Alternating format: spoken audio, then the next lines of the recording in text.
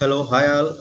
First of all, welcome to all of you in this second level webinar, which is going to start on urban farming, uh, urban kitchen gardening, vertical farming, which will be addressed by Mr. Binod Goel sir, who is qualified graduation from Punjab and in chemistry and post graduation in law and commerce from Delhi, and a very extensive experience around 14 years in manufacturing, import, marketing of all type of specialty plant nutrition, like open field, protected cultivation, landscape, etc. And another one who is very important to all type plant nutrient grow, Mr. Goel sir have experience country-wise agronomical practice and trade in India. He have been awarded by UP government best entrepreneur in 1989. So, Goel sir, please continue. Thank you very much, Lalji, for your kind introduction. Just a minute. Yeah. This is my first slide. मैं आप सब लोगों को सबसे पहले बताना चाहता हूं कि आप जो भी गार्डनिंग करते हो उसमें आपको बहुत सारे स्पीकर आते हैं जो आपको बहुत सारे काम की बात बताते हैं। उन काम की बात बताने में you follow everything and you don't follow many things. आपको जितने भी प्रोडक्ट या जो भी घरेलू नुस्खे या जो भी नेचुरल प्रोडक्ट या ऑर्गेनिक प्रोडक्ट आपको बताए जाते हैं या आप वीडियो पे देखते हो या आप सुनते हो या इतने दिनों से आप करते आए हो, मैं उनके पीछे की साइंस आपको बताना चाहता हूँ। You must know what the products you are using and what is the science behind it. Just like we have a full meal for our self. हमें पूरी थाली सस्ती है जिसमें हमें खाना मिलता है, जिसमें चटनी होती है, प्याज होती है, अचार होता है, फिर सूखी सब्जी होती है, राइस होता है, कई तरह की रोटियां होती हैं। दिन में रात में सब जगह अलग अलग तरीके से हम खाना बनाते हैं अपनी फैमिली के लिए, या आप रेस्टोरेंट में जाके खाना खाते हो। उसी तरीके से द सेम फैशन जो प्लांट है उसको भी डिफरेंट टाइप ऑफ फूड चाहिए होता है। सभी फूड में एक बेसिक न्यूट्रिशंस है जिसको हम सुपर 17 बोलते हैं। ये सुपर 17 क्या है, ये कुछ टेक्निकल बातें मैं आज आपको बताना चाहता हूं ताकि आप अगली बार या इस पूरी प्रेजेंटेशन के दौरान भी जो प्रोडक्ट लगाने के लिए आपको सलाह दी जाएगी उनको आप अंडरस्टैंड कर सको कि ये मुझे क्यों बताए गए और why should I use it. Super 17 में सबसे पहले 3 बेसिक प्रोडक्ट होते हैं, कार्बन, हाइड्रोजन और ऑक्सीजन। जिनकी भी थोड़ी बहुत इकोनॉमिक बैकग्राउंड है या जिनने भी साइंस पढ़ी है 12th तक या ग्रेजुएशन तक भी, वो समझ सकते हैं कि कार्बन जो है वो मिट्टी से आता है, या CO2 जो पौधा सांस लेता है उसमें CO2 जो आती है उससे कार्बन आता है, तो ये नेचर से आता है। हाइड्रोजन एंड ऑक्सीजन जो हैं वो दोनों पानी के पार्ट हैं, H2O पानी होता है, तो हाइड्रोजन ऑक्सीजन से आते हैं। तो बेसिकली कार्बन, हाइड्रोजन, ऑक्सीजन जो सबसे इसेंशियल मैक्रोन्यूट्रिएंट्स हैं, they are derived from H2O and CO2। तो out of 17 we remaining are 14। अब इनकी गिनती गिनना शुरू कर दीजिए। इन 14 में से जो 3 सबसे फेमस हैं, हम लोग जिनकी बातें करते हैं, NPK, इनको हम लोग प्राइमरी न्यूट्रिशन बोलते हैं। NPK के लिए हम लोग मुख्य तरीके से जो भी फर्टिलाइजर देते हैं वो NPK देता है। उसके बाद सेकेंडरी न्यूट्रिएंट्स होते हैं जो इक्वली इंपॉर्टेंट है लेकिन कम क्वांटिटी में यूज होते हैं। उनका है सल्फर, कैल्शियम एंड मैग्नीशियम। हम इनको ये भी कह सकते हैं CMS शॉर्ट में। वैसे तो इनको देने के लिए सेकेंडरी न्यूट्रिशन है, इनके लिए अलग से आपको ख्याल करना पड़ता है। उसके बाद 8 माइक्रोन्यूट्रिएंट्स आते हैं जिसमें जिंक, आयरन, कॉपर, बोरान, ये सब बहुत अहम है और इनको बहुत कम क्वांटिटी में यूज किया जाता है। और इनको आप अपनी थाली से कंपेयर करें तो ये अचार की तरह होते हैं, चटनी की तरह होते हैं, जो कि टेस्ट देते हैं। मोटा मोटी जो हमारी प्लांट फिजियोलॉजी है, जो पूरा न्यूट्रिशन प्लान है, उसको कैटलिस्ट के रूप में प्लांट फिजियो काम लेने के लिए माइक्रो न्यूट्रिएंट्स की जरूरत होती है। कुछ चीजों में आपको बोल रहा हूं, हो सका है टेक्निकली इन चीजों को बोलने का तरीका अलग होता है और मैं सिंपल तरीके के चक्कर में कुछ आपको बताने की कोशिश कर रहा हूं। अब ये सुपर 17 को आपको प्लांट को अवेलेबल कराना है, और जितने भी प्रोडक्ट आप यूज करते हैं उसमें सुपर 17 के पैमाने पे, इसी पैरामीटर पे we have to check everything what we are using. After the super 17 there are again 5 hormones which are very essential for the growth of the plant. ये 5 हार्मोन वही हैं जैसे हमारी बॉडी में हार्मोन होते हैं। आप सबको अच्छी तरह पता है, पेंक्रियाज है, गॉल ब्लैडर है, हमारी थायराइड ग्लैंड है। इसी तरीके से हमारे प्लांट में भी प्लांट प्लांट हार्मोन्स होते हैं जो कि टाइम टू टाइम हमारी प्लांट की ग्रोथ को कंट्रोल करते हैं। इसमें साइटोकिनिन, ऑक्सिन, जिबर्लिन, एथिलीन और एब्सिसिक एसिड। अब ये थोड़ा टेक्निकल हो गया, लेकिन टेक्निकल नहीं है, इसको समझना बहुत आसान है। और इसके बताने की वजह क्या है, जो मैं आपको बाद की स्लाइड्स में आएगी, जो आपसे को अच्छा लगे। साइटोकिनिन का काम है लीव पैदा करना, ऑक्सिन का काम है रूट का डेवलपमेंट, जिबर्लिन से फूल निकलते हैं, और फाइनली एब्सिसिक एसिड जो है फल पकने के समय उसकी स्टोरेज लाइफ को बढ़ाता है। एथिलीन से फल पकता है। ये पांचों hormone time to time nature से आते हैं, और नेचर खुद इनको कंट्रोल करती है।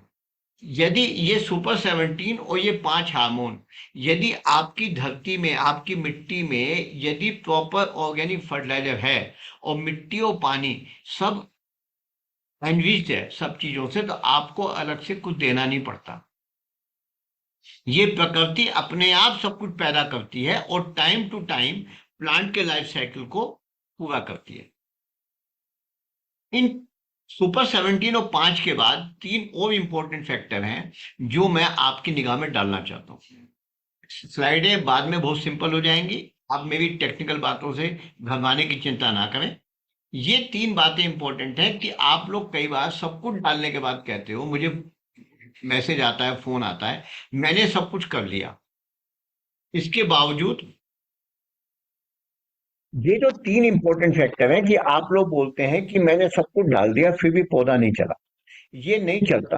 उसकी वजह है कि हमारी मिट्टी और हमारा पानी ये दोनों कंटेमिनेट हो चुके हैं, और इनकी जो प्रॉपर्टी है वो नेचुरल प्रॉपर्टी से उसमें गलत केमिकल डाल के या गलत फर्टिलाइजर डाल के या उसका पूरा दोहन करने के बाद उसकी जो कैरेक्टरिस्टिक्स है वो बिगड़ चुकी है। मैं अपनी भाषा में बोलता हूं कि उसकी पीएच, ईसी और टीडीएस वो खराब हो चुका है। What is pH, what is EC and what is TDS? Let me tell you, pH is basically acidity of the soil and acidity of the water we are using. जो normal acidity है, जो optimum pH value होती है, वो होती है 7। 7 is basically we call it neutral pH. बचपन में हमने कभी देखा होगा कि लिटमस पेपर से हम लोग लैब में चेक करते थे कि whether the solution is acidic और एल्कलाइन। तो एसिडिक था तो लाल हो जाता था, और एल्कलाइन था तो ब्लू हो जाता था। The same thing, the same simple things these are here कि pH is the acidity, and what is the thing is that water and the soil should be little acidic. यदि acidic है तो आपकी roots जितना भी nutrition आप डाल रहे हो, जितने फर्टिलाइजर आप डाल रहे हो, उसको एब्जॉर्ब करेगी।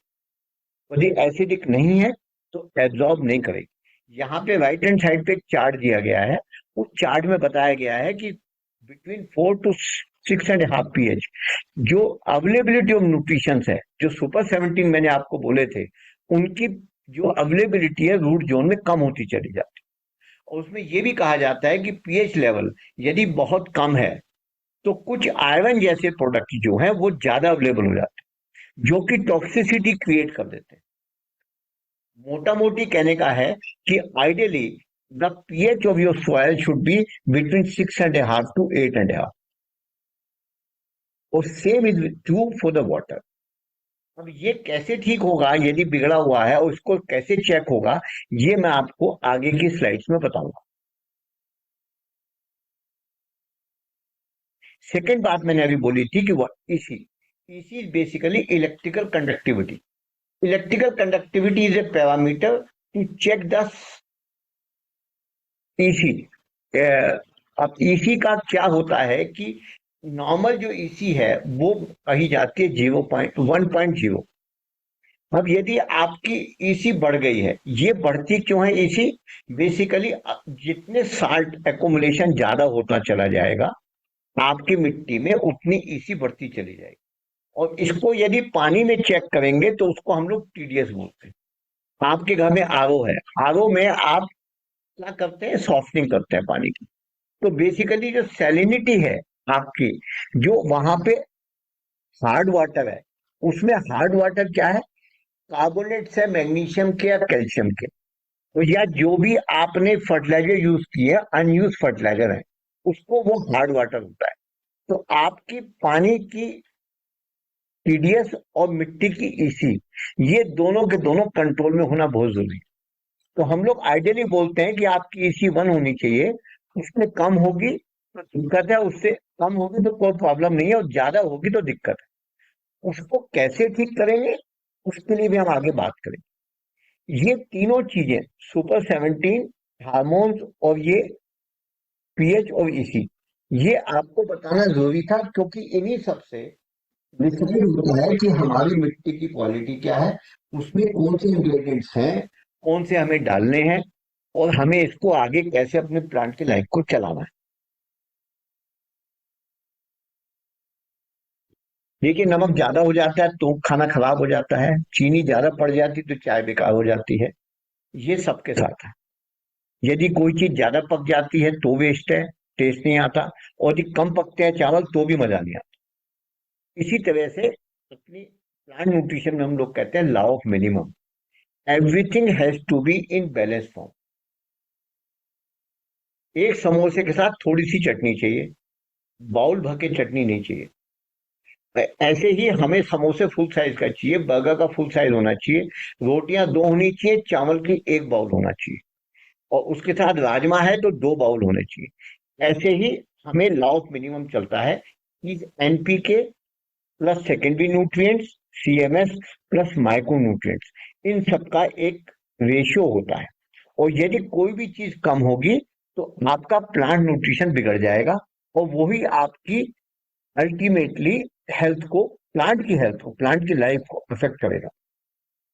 पता कैसे लगेगा?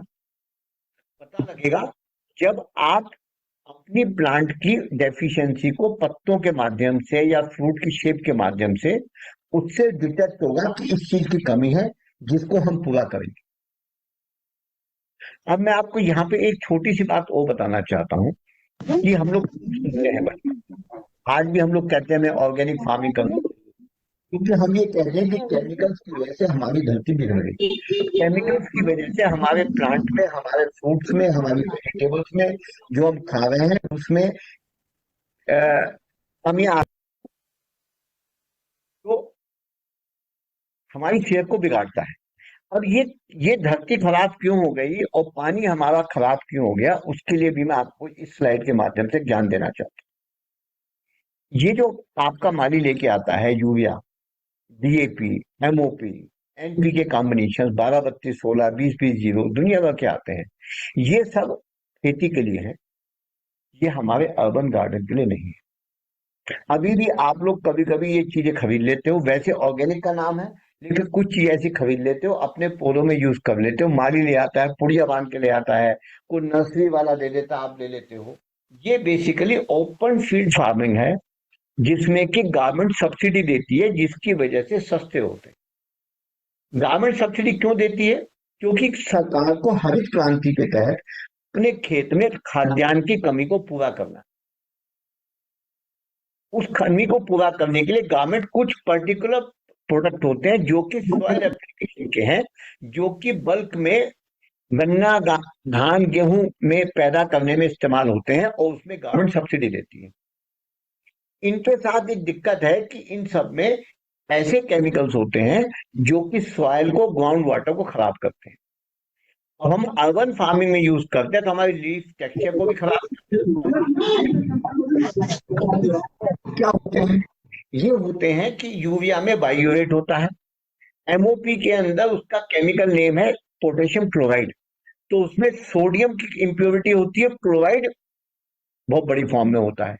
ये सारे हमारे हार्मफुल होते हैं और हमारी फार्मिंग को खराब करते हैं। खेत का कंसिडरेशन अलग है, वहां कैसे यूज करते हैं, वहां क्या दिक्कत है, उनको क्यों यूज करना पड़ता है, उसको ज्यादा डिटेल में डिस्कस ना करके मैं आपको ये बता दूं, वहां पे तो क्या होता है कि मिट्टी को, खेत को हर सीजन के बाद, हर फसल के बाद जोत दिया जाता है, उसकी जुताई कर देते हैं तो मिट्टी ऊपर नीचे पलट जाती है। आपके अर्बन गार्डन में तो पॉट में जो मिट्टी है, या आपके किचन गार्डन में जो मिट्टी है, या आपके फार्म हाउस में जो मिट्टी है, या आपके लॉन में जो मिट्टी है, वो तो कभी बदली नहीं जा सकती, ना ही उल्टा पलटी की जा सकती है। तो अल्टीमेटली यदि वो कंटेमिनेट हो गई तो आपकी जो है वो कोई भी फसल, कोई भी पौधा उसमें नहीं होगा। तो आप यही कहोगे कि मैं नर्सरी से तो लेके आए थे, या लेके आई थी मैं, जिसमें तो एक फूल आया था, बाद में तो फूल ही नहीं आया। ये कॉमन प्रॉब्लम। तो हमें ये समझना है कि हमें यदि ऑर्गेनिक फार्मिंग भी करनी है, और या यदि ऑर्गेनिक के साथ कुछ कॉम्बिनेशन भी यूज करने हैं, तो हमें ये वाले केमिकल प्रोडक्ट है जो कि हमारे लिए जहर है। लेकिन इसका मतलब ये नहीं है सारे केमिकल जहर है, जो कुछ फ्रेंडली है, जो आगे के स्लाइड में मैं आपको बताऊं। नाइट्रोजन यूरिया के है, उसकी वजह से हमारे पौधे लंबे हो जाते हैं।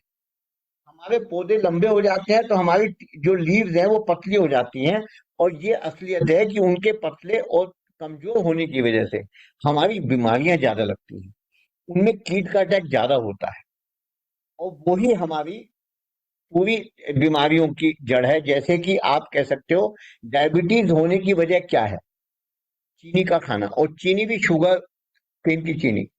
हम लोग कहते हैं कि शुगर केन, क्योंकि उसकी चीनी हमारे यहाँ बनती है और वो हम खाते हैं, तो हमारे डायबिटीज सबसे ज्यादा होती है। इसी तरीके से यूरिया का इस्तेमाल हम लोगों के लिए सबसे ज्यादा हार्मफुल है। और चूंकि सब्सिडी में यूरिया आती है और किसान इस्तेमाल करता है, उसी से धरती खराब होती है, उसी से डिजीज होते हैं, उसी से पेस्ट ज्यादा लगता है, और उसी से पानी खराब होता है। पानी कैसे खराब होता है उसका मैं आपको कुछ स्लाइड दिखा देता हूँ। ये एक्चुअल स्लाइड्स हैं। जितना भी अनयूज फर्टिलाइजर है, जितना भी एक्सेस फर्टिलाइजर है, जितना भी गलत केमिकल फर्टिलाइजर हम खेतों में यूज करते हैं, वो इस तरीके से पानी के साथ बह के, देखो, ये काई जम जाती है। लेक्स, हमारी वाटर बॉडीज, हमारे समुद्र, हमारे ओशियन, एवरीबडी गेट डिस्टर्ब। ये मैंने आपको एग्जांपल दी। डिटेल में हम लोग अपनी जो टेक्निकल लैंग्वेज होती है ज्यादा बात करते हैं, यहाँ मैं आपको एग्जांपल देके वो साबित करना चाहता हूँ कि किस तरीके से हमें ये केमिकल्स, जो हार्मफुल केमिकल्स हैं, माइंड इट, हार्मफुल केमिकल्स जो हमें खराब कर रहे हैं। कुछ तो ये हार्मफुल केमिकल्स अलग से आते हैं जो खराब करते हैं, कुछ हम क्या करते हैं कि यूट्यूब देख के, आपस में कुछ ज्ञानवान लोगों से बात करके खुद अपने हाथों से खराब करते हैं। हम लोगों ने कुछ कंसेप्ट अपना लिए हैं कि हमारे किचन में जो कुछ है ना, वो तो बिल्कुल सेफ एंड साउंड है, और किचन में जो रखा है वो हम पौधों को दे सकते हैं। अब यहां तक भी मैंने देखा है कि लोग ये सजेस्ट करते हैं कि चूना डाल दीजिए, कैल्शियम की पूर्ति हो जाएगी। रॉक फॉस्फेट डाल दीजिए, फॉस्फोरस की पूर्ति हो जाएगी। मैं आपको ये माध्यम से आज I want to get you very clear that चूना and rock phosphate can be use only under certain circumstances, and plant इसको नहीं लेगा। ये चूना और रॉक फॉस्फेट प्लांट की रूट्स नहीं उठाते, ये मिट्टी को भी इंप्रूव नहीं करते। रॉक फॉस्फेट की फॉस्फेट को इस्तेमाल करने के लिए सम फॉस्फेट सोल्यूबलाइजिंग बैक्टीरिया होते हैं, या हम लोग रॉक फॉस्फेट को सल्फ्यूरिक एसिड के साथ उसका एक सोल्यूबल सिंगल सुपर फॉस्फेट या डीएपी बनाते हैं, उसका फॉस्फोरस जो सोल्यूबल फॉर्म में है, तब जाकर पौधे की रूट्स में उठता है। एज इट इज, यदि आप रॉक फॉस्फेट को मिट्टी में डाल देते हो तो वो मिट्टी में मिट्टी मिल जाती है, वो ऐसे काम नहीं आता, क्योंकि वो ओर होती है। This is called a mineral ore. हर मिनरल ऐसा नहीं होता, बहुत सारे मिनरल्स ऐसे हैं जिसमें कि सोल्यूबल फॉर्म में न्यूट्रिशन है, वो पौधे को मिल जाता है। तो मैंने आपको एक आइडिया दिया, यदि आपको डाउट हो तो मेरे से क्वेश्चन पे आप पूछ सकते हैं कौन सा अवेलेबल है और कौन सा अवेलेबल नहीं।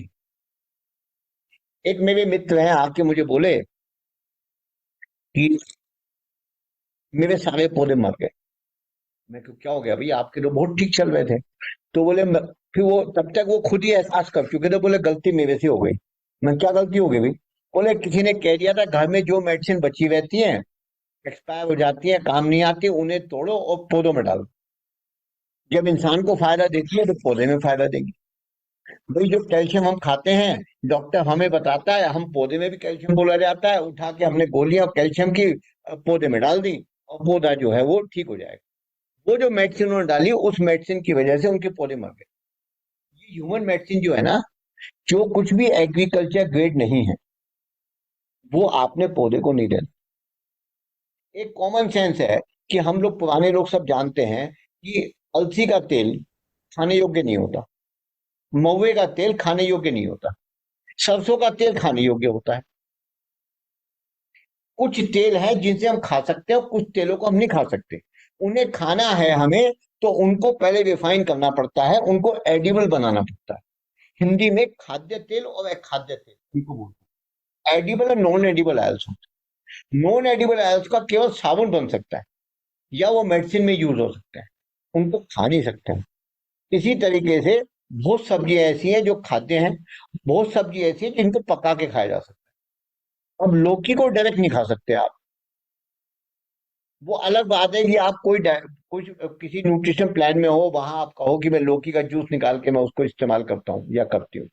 लेकिन आप इसको खरबूजे को, सॉरी, इसी की फैमिली का जो होता है ये खीरा, उसको कुकुम्बर को खा सकते हो आप। तो खाद्य और अखाद्य चीजों को कैसे खाना है, उसका डिसीजन लेना पड़ेगा। नेक्स्ट एक बहुत कंसेप्ट है कि कोई भी चीज है उसमें साबुन डाल दो, सोप वाटर डाल दो, डिटर्जेंट डाल दो, शैम्पू का पाउडर डाल दो ना। शैम्पू के पाउडर, साबुन, ये सब केमिकल्स हैं। जब आप केमिकल फार्मिंग, जब केमिकल से बचना चाहते हो तो इनको कब से आपने ऑर्गेनिक समझ लिया। इनकी भी बहुत स्टोरी है। इनको इस तरीके से आप इस्तेमाल मत करो कि नीम तेल लिया, उसमें साबुन का शैम्पू डाल दिया, वो स्प्रे करने के योग्य हो गया ना। आपको नहीं पता कि वो नीम तेल जो है उसमें कितना, उसको वाटर सोल्यूबल बनाने के लिए इमल्सिफायर यूज किए जाते हैं और उसको स्टैंडर्डाइज किया जाता है। उसका एग्रीकल्चर ग्रेड बनाया जाता है 300 ppm, 1500 ppm, 10,000 ppm. As it is तो नीम का तेल पानी में तैर जाता है। कोई भी तेल हो पानी में तैर जाता है, और जब पानी में वो फ्लोट कर जाएगा तो वो पौधा कैसे लेगा। खैर, नेक्स्ट क्या है कि किचन वेस्ट। किचन वेस्ट को, सारी किचन वेस्ट को उठा के पौधों में मत दो। पौधे में देने के लिए किचन वेस्ट को प्रोसेस करना पड़ता है। अनलेस एंड अनटिल आप प्रोसेस नहीं करोगे ना, तो वो आपको जो है वो किचन वेस्ट आपके काम नहीं आएगी। वो जो बीमारियां, जो सड़ा हुआ फल है, जो उसमें खुद कई कमियां हैं, वो आपके प्लांट में जाके वो वेस्ट करेंगी। इस चीज के ऊपर मैंने सेशन 1 में काफी कुछ बताया था, और मैं फिर से आपको नहीं बताऊंगा डिटेल में। लेकिन ये मैं आपको बताना चाहता हूँ कि बहुत सारी चीजें आपके किचन में बहुत कॉस्टली हैं, जिन्हें आप खाने के लिए खरीदते हो, और वो बहुत महंगी और बहुत अच्छी अच्छी खरीदते हो। उन महंगी चीजों को खाली पीली प्लांट पे वेस्ट मत करो, उनको खाने के लिए रहने दो। प्लांट के लिए रेडीमेड बहुत अच्छे अच्छे प्रोडक्ट आते हैं, जिनमें आपका टाइम भी खराब होता नहीं होता, और उनको आप रेडीमेड खरीदो और यूज करो। दूसरी बात मैं आपको लास्ट में इस स्लाइड पे ये बताना चाहता हूँ कि आपका समय, आपके एफर्ट्स, आपका शौक बहुत कीमती है। इनको बनाने में वेस्ट मत करो। जब आप रेडीमेड मेकअप खरीदते हो, जब आप रेडीमेड फूड खरीदते हो, रेडीमेड नमकीन खरीदते हो, रेडीमेड पापड़ खरीदते हो, रेडीमेड बढ़िया खरीदते हो, रेडीमेड अचार खरीदते हो, तो प्लांट न्यूट्रिशन भी रेडीमेड खरीद लो। 2-2, 3-3, 4-4 घंटे लगा के उनको प्लांट न्यूट्रिशन को बनाते हो, फिर वो प्रॉपर बनेंगे नहीं। आपकी मेहनत वहीं खराब हो जाती है, कुछ गलती होगी तो पौधे मर जाते हैं। फिर आप उस सारा पौधों का जो शौक है वो बंद कर देते हो। साल भर बाद फिर सहेलियों से मिलके, आपस में मिलके, एक दूसरे से मोटिवेशन करके फिर स्टार्ट करते हो। तो डोंट टेक एक्सपेरिमेंट। आप अपने पौधों के साथ एक्सपेरिमेंट मत करो। बहुत महंगे पौधे होते हैं, बहुत महंगे एफर्ट्स होते हैं आपके, तो उसमें आप रेडीमेड खरीदो। और हाँ, जो एक्सपर्ट हैं, जो बना सकते हैं, उसमें कोई प्रॉब्लम नहीं है। वो तो बहुत लोग तो हमारे घर में ऐसे हैं जो पापड़ बहुत अच्छा बना सकती हैं, तो बनाए और हमें खिलाएं, बहुत अच्छा लगता है। लेकिन जिनके बस की पापड़ बनाना नहीं है, वो तो रेडीमेड ही खरीदेंगे ना। इन सब कामों के बाद अब नतीजा निकलता है, मैंने निगेटिव बातें आपको बता दी, ये मत करो, वो मत करो, ये मत डालो, वो मत डालो। अल्टीमेट डालो क्या, जिससे आपका पौधा हेल्दी बने और आपका पौधा सही चले। तो देखो, पौधा जो नहीं हेल्दी बनता है वो तो पुअर न्यूट्रिशन की वजह से बनता है, कि उसका प्रॉपर न्यूट्रिशन नहीं है, पानी उसका कम ज्यादा है, आपने ज्यादा पानी डाल दिया, इरिगेशन इश्यूज है, फंगल इन्फेक्शन आ गया, मौसम खराब है, फंगल आ गया, या कोई कीड़ा मौसम के साथ से प्रकृति है, कीड़े भी आते हैं उसकी वजह से। अब यदि आपका न्यूट्रिशन प्रॉपर है तो आपका पौधा फंगल इन्फेक्शन से भी लड़ लेगा, कीड़ों से भी लड़ लेगा, और पानी देना और ना देना तो आपके हाथ में। उसमें कोई लंबी चौड़ी काम कथा नहीं। मैं आपको एक होम होम गार्डन किट का डिस्कस करता हूँ।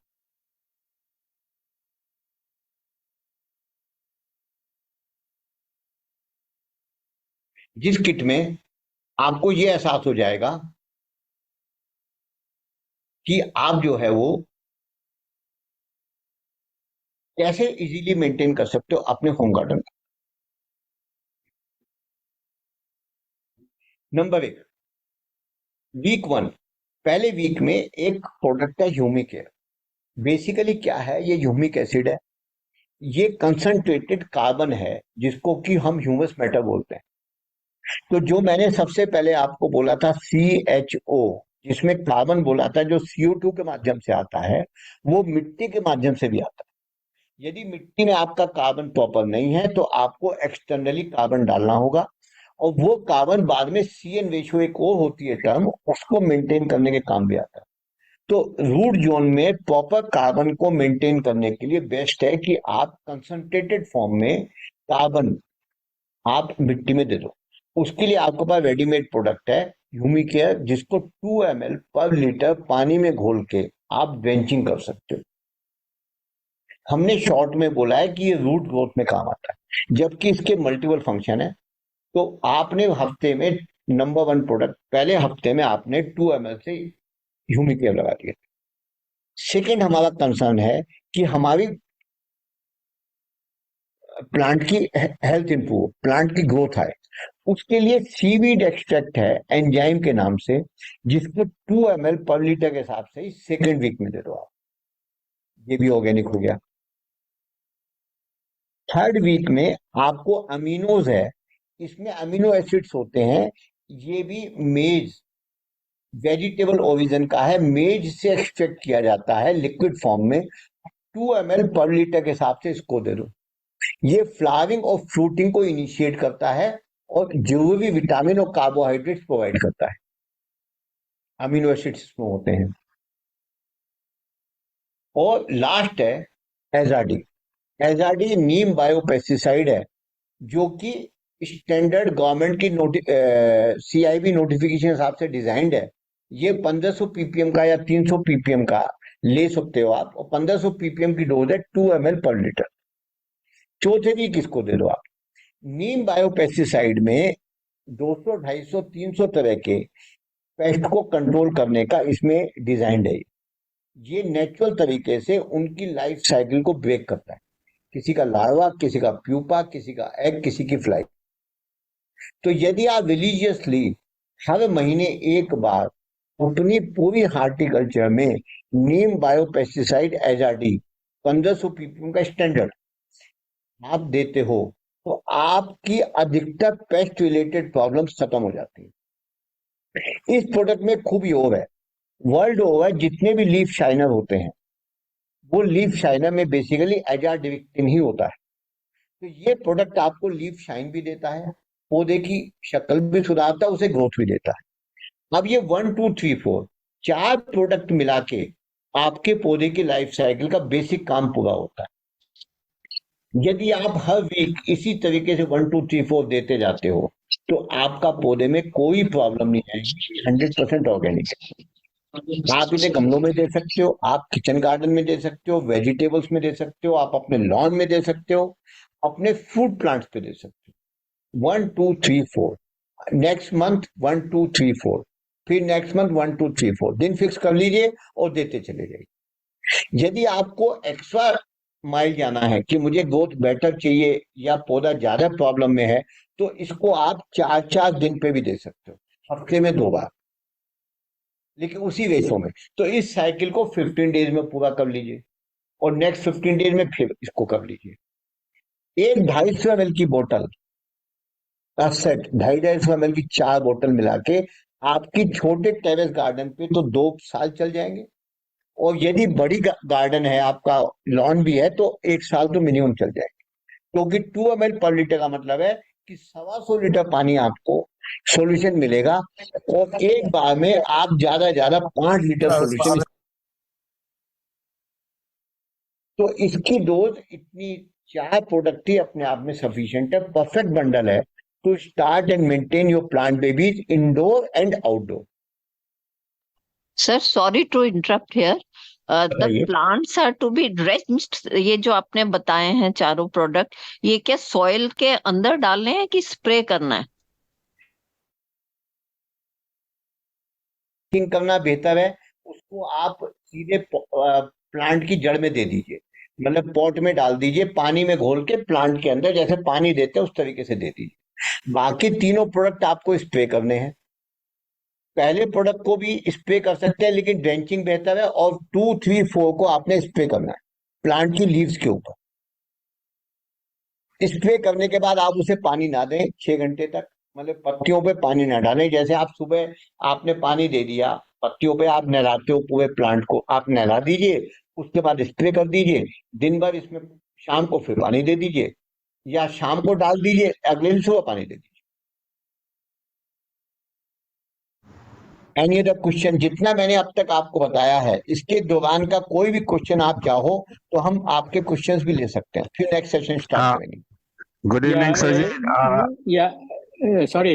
What Where do else? we get this home garden kit? You will get it on my website.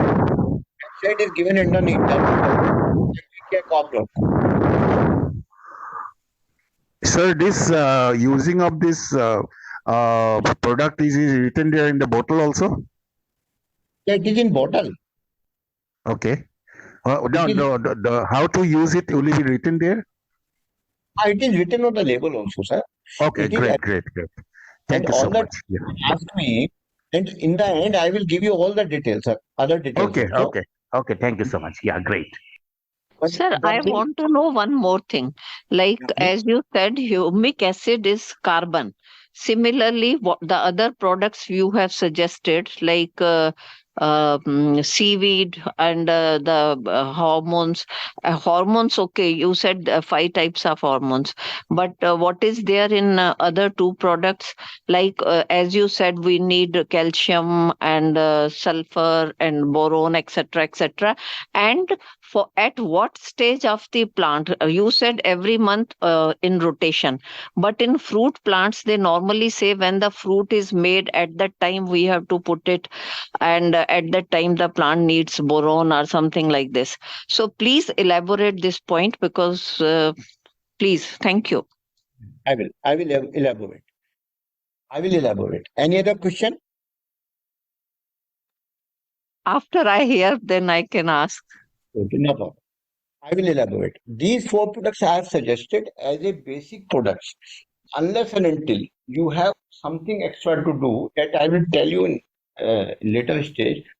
तो आप इन 4 प्रोडक्ट से आप अपना प्लांट का लाइफ साइकिल 100% पूरा होता है, क्योंकि आपने रूट ग्रोथ ले लिया, लीफ ग्रोथ ले लिया, फोलियर फ्लावरिंग एंड फ्रूटिंग हो गई, और आपने पेस्ट कंट्रोल कर लिया और लीफ शाइन कर लिया। ठीक है, डन। अब यहाँ मेरा कहना है, जो सबसे important, choosing the right product is a tough task for anybody. वजह क्या है? गार्डनर जो माली हमारे यहाँ आता है वो नॉन टेक्निकल है, वो अनट्रेन्ड है, और मोस्ट इंपॉर्टेंट है कि हमें उस गार्डनर का अनट्रेन्ड है उसके एडवाइस फॉलो नहीं करना। बट क्योंकि यदि उसने गलत प्रोडक्ट आपको दिया तो लॉन एंड हार्टिकल्चर को जो डैमेज होगा वो दैट इज इरिपेयरेबल।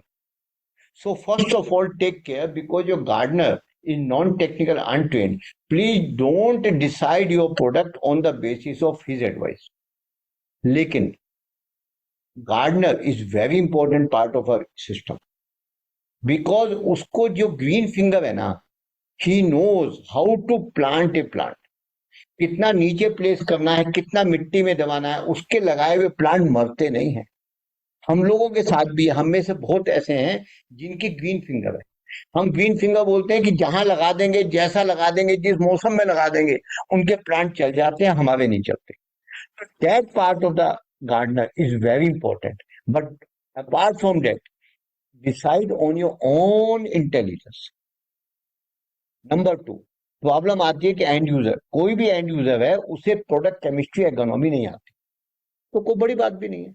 मुझे खाना बनाना नहीं आता, वो किसी को 10 काम नहीं आते, तो क्या फर्क पड़ता है।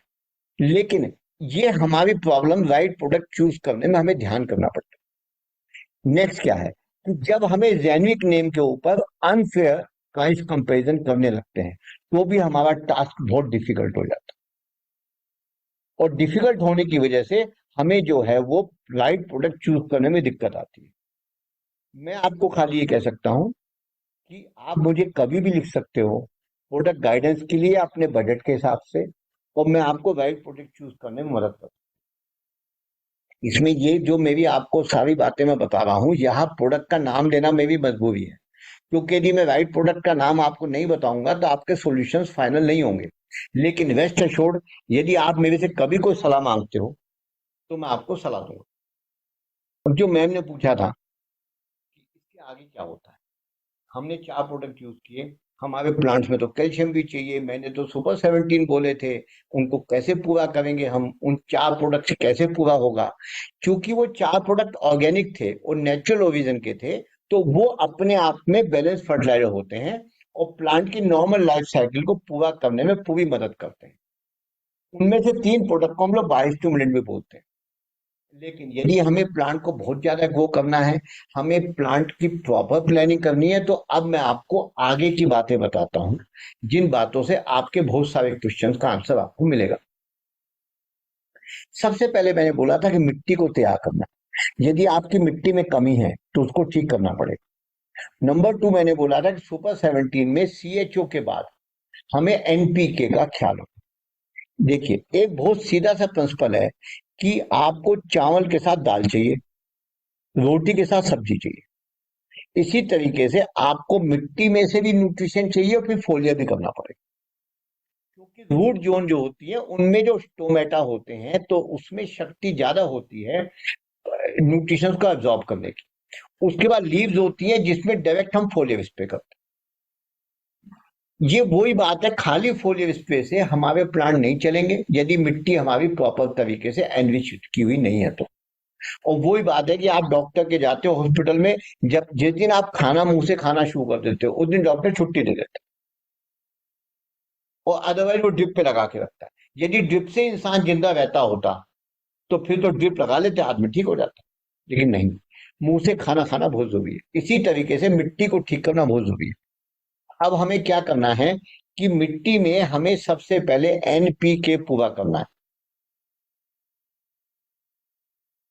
NPK में नाइट्रोजन जो होती है वो, जिसके लिए हम बोलते हैं गैस होती है, वो तो हम किसी भी एलिमेंट, किसी भी प्रोडक्ट के हिसाब से जब नाइट्रोजन पौधे में देते हैं तो उसके उड़ने के या लीच होने के चांसेस बहुत ज्यादा होते हैं।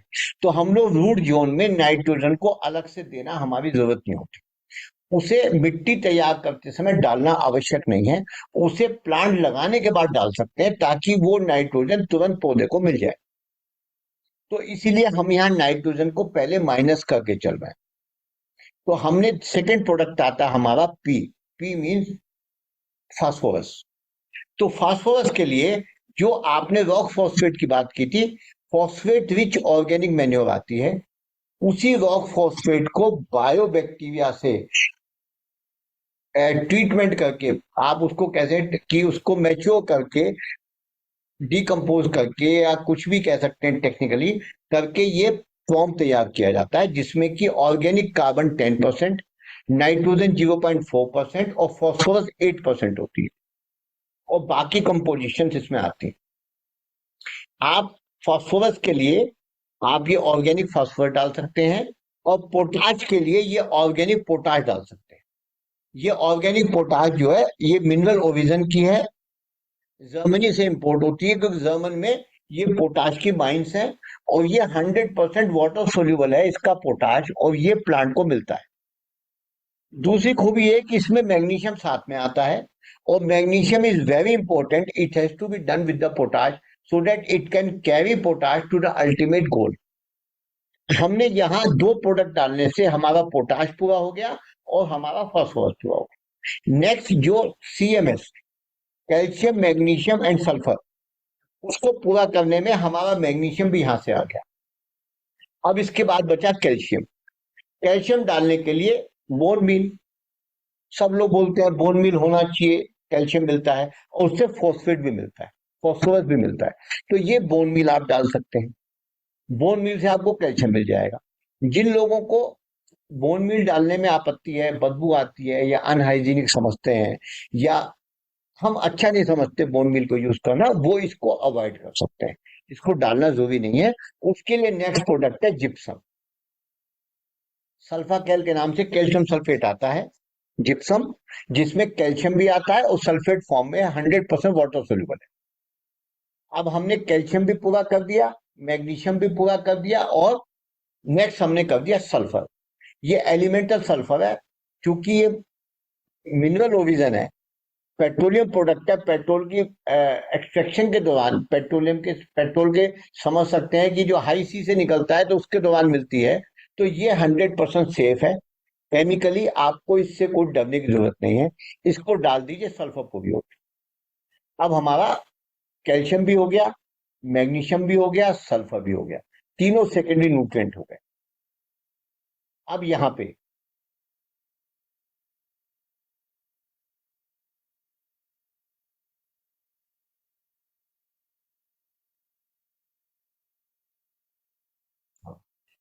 पे एक फायदा और है कि ये जो जिप्सम सल्फा कैल मैंने आपको बताया, ये आपकी मिट्टी की EC को ठीक करता है, और ये जो सल्फर एलिमेंटल सल्फर मैंने आपको बताया, ये मिट्टी की pH को ठीक करती है।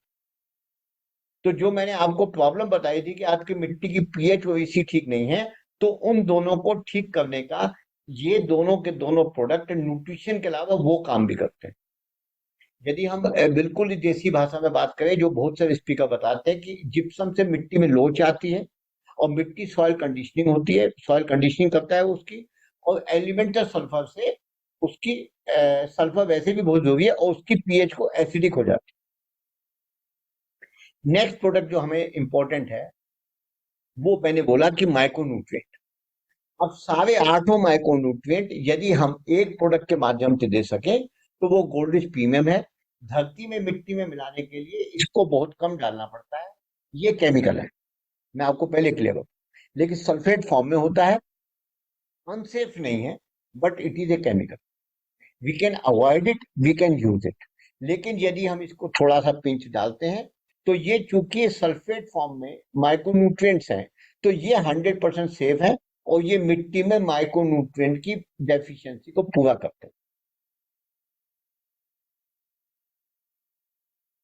इसके बावजूद हमें नीम की बहुत वैल्यू है, और नीम युक्त ऑर्गेनिक मैन्योर यदि हम मिट्टी में मिलाते हैं या हम वह भी कंपोस्ट मिलाते हैं, दोनों में से कोई भी एक चीज मिलाते हैं, तो हमारी मिट्टी एनरिच होती है, उसमें कार्बन भी पूरा होता है।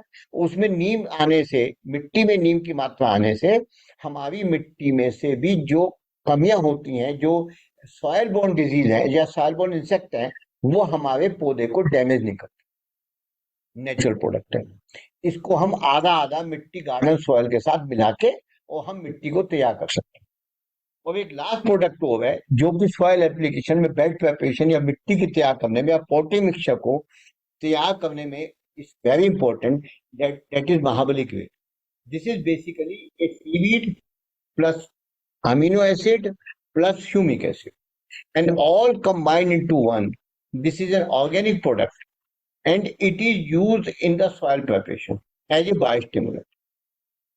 अब ये हमने जो आपको प्रोडक्ट बताए, इनको आप प्रयोग करते हैं, इनका रेशो है, उस रेशो में प्रयोग करेंगे और रेशो बनता है हमारा किस टाइप का प्लांट हम लगाना चाहते हैं। जनरल हॉर्टिकल्चर है, वेजिटेबल ग्रोइंग है या फ्रूट फॉर्मेशन है। यदि ऐसा कुछ है तो हमें ज्यादा लगाना होगा, और यदि ऐसा कुछ नहीं है तो कम लगाना होगा। मोटा मोटी 50% आप सदा नीमयुक्त ऑर्गेनिक मैन्योर यूज को गार्डन सॉइल के साथ आप बेस बना दो, उसमें आप जो है वो बहुत थोड़ी थोड़ी मात्रा में बाकी सब प्रोडक्ट डाल दो, आपकी गार्डन सॉइल रेडी हो जाती है। आप कभी प्राइवेटली मेरे से पूछ सकते हैं कि कितना बड़ा आपका वॉल्यूम है, उसके हिसाब से रेशियो डिसाइड की जा सकती है, लेकिन ये रेशियोज हमेशा एज पर यूज डिसाइड होती हैं कि आपकी मिट्टी की कंडीशन क्या है, आपका इंड्यूस क्या है, आपका पॉट का साइज कितना है। जब हमने मिट्टी तैयार कर दी तो हम मिट्टी की तरफ से फ्री हो गए, और वो जो सुपर 17 मैंने आपको बोले थे उसमें से केवल 3 आइटम मैंने छोड़ी,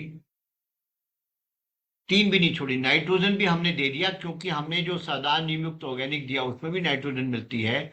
जो हमने बोन मिल सिल्वर कॉइन दिया उसमें भी नाइट्रोजन मिलती है, और जो हमने सादा ऑर्गेनिक फॉस्फोरस दिया उसमें भी नाइट्रोजन मिलती है।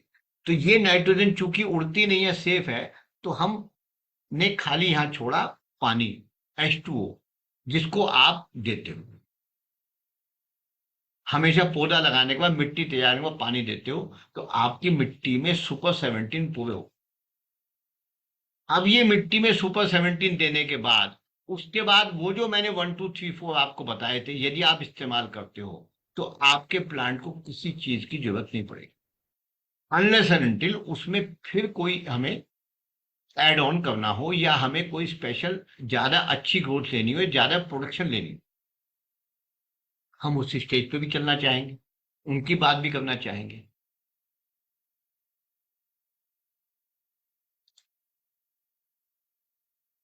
ये मैंने आपको एडआरडी बोला था, जो मैंने आपको साइकिल में दिया था 1 2 3 4, ये मैंने अलग से भी दिखा दिया था। यदि आप इसको यूज करते हैं तो आपके हर तरीके के कीड़ों से आप निजात पा जाते हैं, और फिर आपको केमिकल पेस्टिसाइड डालने नहीं पड़े।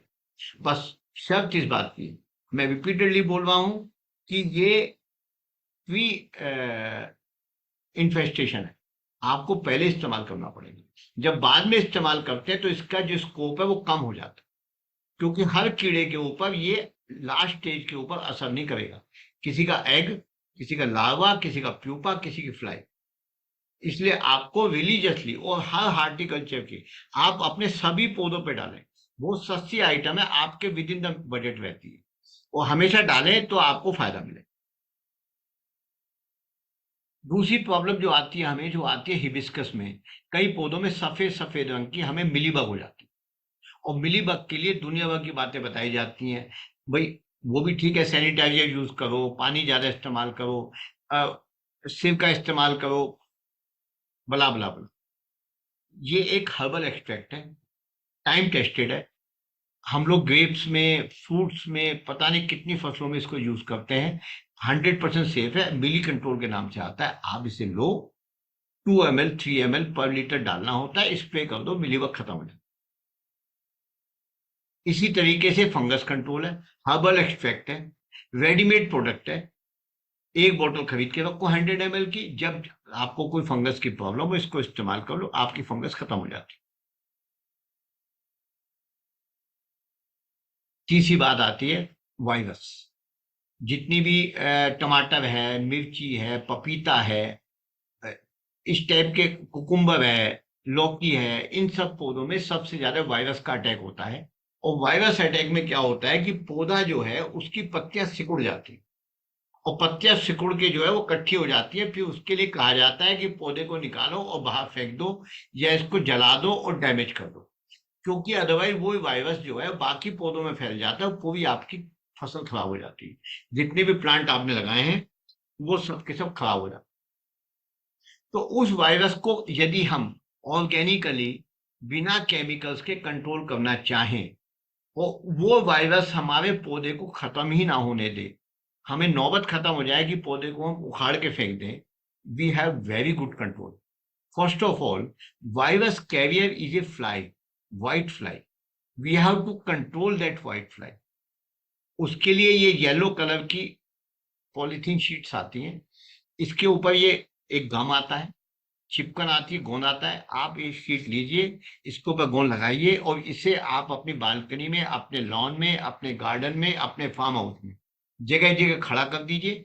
व्हाइट फ्लाई जितनी फ्लाई करेगी वो सब इस पे चिपक ये आप ड्राई फ्लाई को कम करें। सेकेंड, आप जो एचआरडी यूज करते हैं उसको रेगुलर यूज करेंगे तो व्हाइट फ्लाई बनेगी नहीं, आपकी व्हाइट फ्लाई पे कंट्रोल हो जाए। तो यदि आप इसको लगा के रखते हैं तो ये ब्लू कलर और येलो कलर की दो स्ट्रिप्स होती हैं, येलो है तो वो पकड़ा जाए, कुछ ब्लू पे होते हैं तो वो पकड़ में आ जाते हैं। This is adhesive, there is no harm, nothing else. और आप खाली पॉलिथीन पे लगाते हैं, उन पॉलिथीन कभी खत्म नहीं होती, आप दोबारा से उनके ऊपर you can put the adhesive again. उसके बाद एक ये हर्बल एक्सट्रैक्ट है, 100% ऑर्गेनिक है, डी वायरस। इसको आप उस पर स्प्रे कर दीजिए। इसको स्प्रे करने से ये वायरस को किल करता है। नॉर्मली हम लोग जो कमर्शियल फार्मिंग करते हैं उसमें भी वायरस किलर के नाम से बहुत लिमिटेड चॉइस है हमारे पास, लेकिन ये एक ऐसा प्रोडक्ट है जो टाइम टेस्टेड है।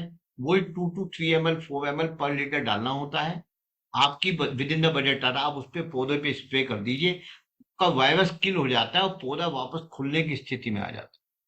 यदि एक्यूट स्टेज नहीं आई है, आपने इनिशियल स्टेज के ऊपर भी डी वायरस डाल दिया है, तो आपके पौधे से वायरस खत्म हो जाएगा। और यदि जब पौधे पे से वायरस खत्म हो गया है तो उस समय पौधा कमजोर है, वो सिकनेस से निकला है, उसकी हेल्थ डाउन है।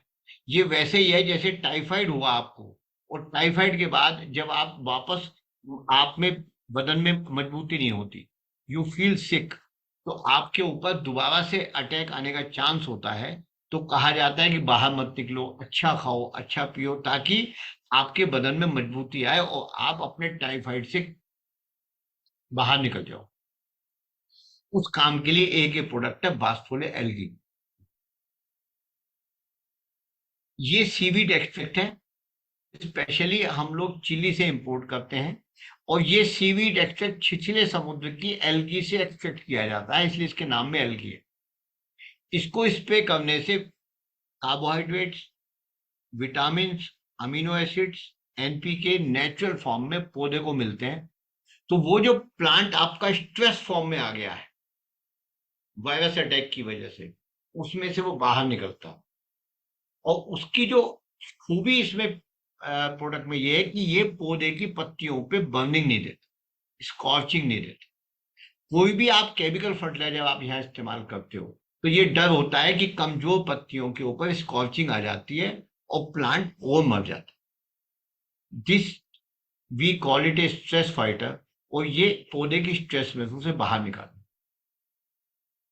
अब ये 3 चीजें, पहले एचआरडी, उसके बाद फ्लाई कंट्रोल जो स्टिकर है, जो एडेसिव है, उसके बाद डी वायरस, एंड देन बासफोले एल्गी। इन 4 चीजों के इस्तेमाल करने से आपकी इस टाइप के जो वायरस की प्रॉब्लम है वो ऑर्गेनिकली वो 100% कंट्रोल हो जाती है।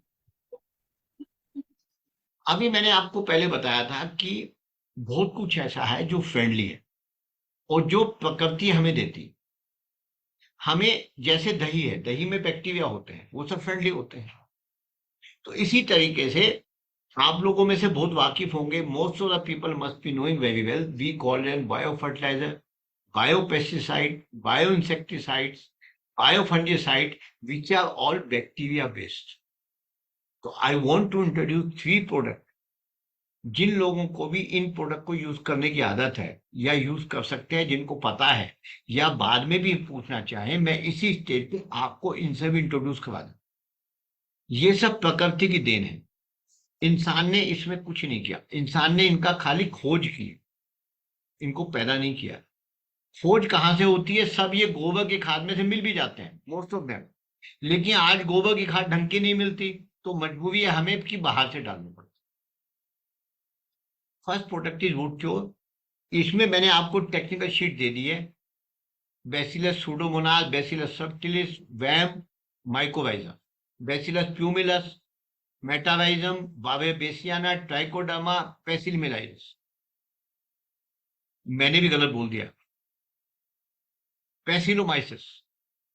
ये सारे के सारे जो फ्रेंडली बैक्टीरिया हैं, ये निमेटोड से कंट्रोल करते हैं, टर्माइट कंट्रोल करते हैं, फंगल और बैक्टीरियल रिलेटेड डिसीज कंट्रोल करते हैं। और इसको पानी में घोल के 2 घंटे रोक के बैक्टीरिया एक्टिवेट करके रूट में दे दिया जाता है। 100% सेफ है, आप समझ सकते हो, जैसे दही हमारे लिए सेफ है, और उससे हमारी सारी प्रॉब्लम खत्म हो जाती है। तो यदि आप थोड़ी से अच्छे लेवल पे वेजिटेबल गार्डन करते हो, छत के ऊपर करते हो, या आप फार्म हाउस है आपका उसमें करते हो, तो मैं आपको सजेस्ट करूंगा कि ये प्रोडक्ट आप इस्तेमाल करके देखो। इसमें सेकंड प्रोडक्ट आता है प्लांट क्योर। प्लांट को क्या मतलब है कि ये क्यूरेटिव है। आपको प्रॉब्लम आई है, उसके बाद क्यूरेशन करते सकिंग पेस्ट पे, थ्रिप्स पे, एफिड्स पे, व्हाइट फ्लाई पे। इसको पानी में घोल दिया जाता है और स्प्रे कर दिया जाता है। इसमें वर्टिसेलम है, मेटाविजम है, बावेबेसियाना है और बेसिस थंगवैसिस है। जो साइंटिफिक बैकग्राउंड के लोग हैं वो ही जानते हैं, मेरे से बहुत लोग इनको सिंगल सिंगल सिंगल मांगते हैं। ये हमने कॉम्बिनेशंस बनाए हैं, और ये टेक्नोलॉजी होती है लाइफोलाइज्ड। ये लाइफोलाइज्ड टेक्नोलॉजी ह्यूमन मेडिसिन में, और जितने भी हमारी कोविड की वैक्सीन है, जैसे जैसी भी इस टाइप की मेडिसिन होती है, इंजेक्शन होते हैं, उसमें इस्तेमाल होती है कि उसमें बैक्टीरिया को इनर्ट कंडीशन में रख दिया जाता है, और जब एक्टिवेट होते हैं बैक्टीरिया तो वो काम आते हैं। तो कॉम्बी पैक होने की वजह से एक ही पैकेट में आपको सब एक साथ मिल जाता है। एक्टिवेट होने के बाद इनको स्टॉक नहीं कर सकते आप। इनको ड्राई कंडीशन में, सील कंडीशन में स्टॉक करेंगे, और पानी में मिलाने के बाद फिर इनको यूज करना पड़ेगा। इसलिए ये हो गया प्लांट क्योर। और थर्ड और मोस्ट इंपॉर्टेंट है प्लांट ब्लिस। अब इसमें ध्यान से देखो आप, इसमें नाइट्रोजन फिक्सिंग बैक्टीरिया है 2 तरह के, फॉस्फेट सोल्यूबलाइजिंग बैक्टीरिया है, PSB, phosphate solubilising bacteria PSB है, पोटेशियम मोबिलाइजिंग बैक्टीरिया है, उसका सल्फर सोल्यूबलाइजिंग बैक्टीरिया है, सिलिका सोल्यूबलाइजिंग बैक्टीरिया, सूडोमोनास है, बैसिलस है, वेम। ये वो प्रोडक्ट है जो बेसिकली आपको नाइट्रोजन, एनपीके और सल्फर और इस टाइप की चीजें जो मिट्टी में ऑलरेडी पड़ी हुई हैं, उनको सोल्यूबलाइज करके, मोबिलाइज करके उनको रूट जोन को अवेलेबल कराता है। इसको भी पानी में घोल दिया जाता है, 2 घंटे रख दिया जाता है। इसका मेथड सिस्टम है, कोई बहुत आसान काम है। और ये ग्रोथ में, रूट डेवलपमेंट में, नाइट्रोजन फिक्सेशन में, पोटाश में और फॉस्फोरस के सोल्यूबलाइजेशन में काम आता है। तो जो कुछ भी आपने मिट्टी में पहले सॉइल कंडीशनिंग के समय दिया है, उसको सबको भी बेटर इस्तेमाल करने के लिए आप इन 3 प्रोडक्ट को, जो कि आपके विद इन द पॉकेट के प्रोडक्ट्स हैं और नेचुरल है, आप इस्तेमाल करके आप अपनी फसल को बढ़ा सकते हो। And 100%, 200% safe. इस स्टेज तक यदि कोई क्वेश्चन हो तो फिर मैं क्वेश्चन लेने को तैयार हूं, क्योंकि बहुत लंबे के बाद आप भूल जाओगे या कुछ रेफरेंस है, तो आप बेफिक्र होकर क्वेश्चन पूछ सकते हो, फिर मैं नेक्स्ट स्टेज पे जाऊं। नमस्ते, मेरा मेरा नाम रघु है। एक्चुअली मैं बहुत रूफ गार्डन भी करता हूँ और खेत भी करता हूँ। आपका बड़ा इंटरेस्टिंग प्रोडक्ट्स है, very nice to know about them. अभी मेरे को कुछ लोगों ने कुछ सजेशंस दिया है, मैं आपसे बाउंस करना चाहता हूँ। एक तो कुछ लोग बोलते हैं स्टोन डस्ट जो है कुछ परसेंटेज सॉइल में मिलाने के बोलते हैं, I mean in pots, is it good? देखिए, स्टोन डस्ट मिलाने को वो लोग किसी वजह से बोलते होंगे, या तो कई बार अ, कि लोग क्या करते हैं कई बार कि हम लोग सॉइल में जो पॉटिंग मिक्सचर है ना, उस हाँ। पॉटिंग मिक्सचर में कई तरह की चीजें सजेस्ट की जाती है जो गलत भी नहीं होती। जैसे पहली चीज सजेस्ट करते हैं, स्टोन डस्ट बोला, या तो वाटर, पानी, वो पता नहीं क्या वजह हो, या तो उनकी पानी होल्डिंग की वजह से, या उसकी जो स्टोन डस्ट में सैंड, उसको पोरोसिटी बढ़ाने की वजह से कहते हो, तो अदरवाइज अदरवाइज स्टोन डस्ट मैं तो नहीं समझता। स्टोन डस्ट जो है वो तो भारी कर देगी आपकी मिट्टी को। हम तो मिट्टी को हल्का करना चाहते हैं, लाइट वेट करना चाहते हैं।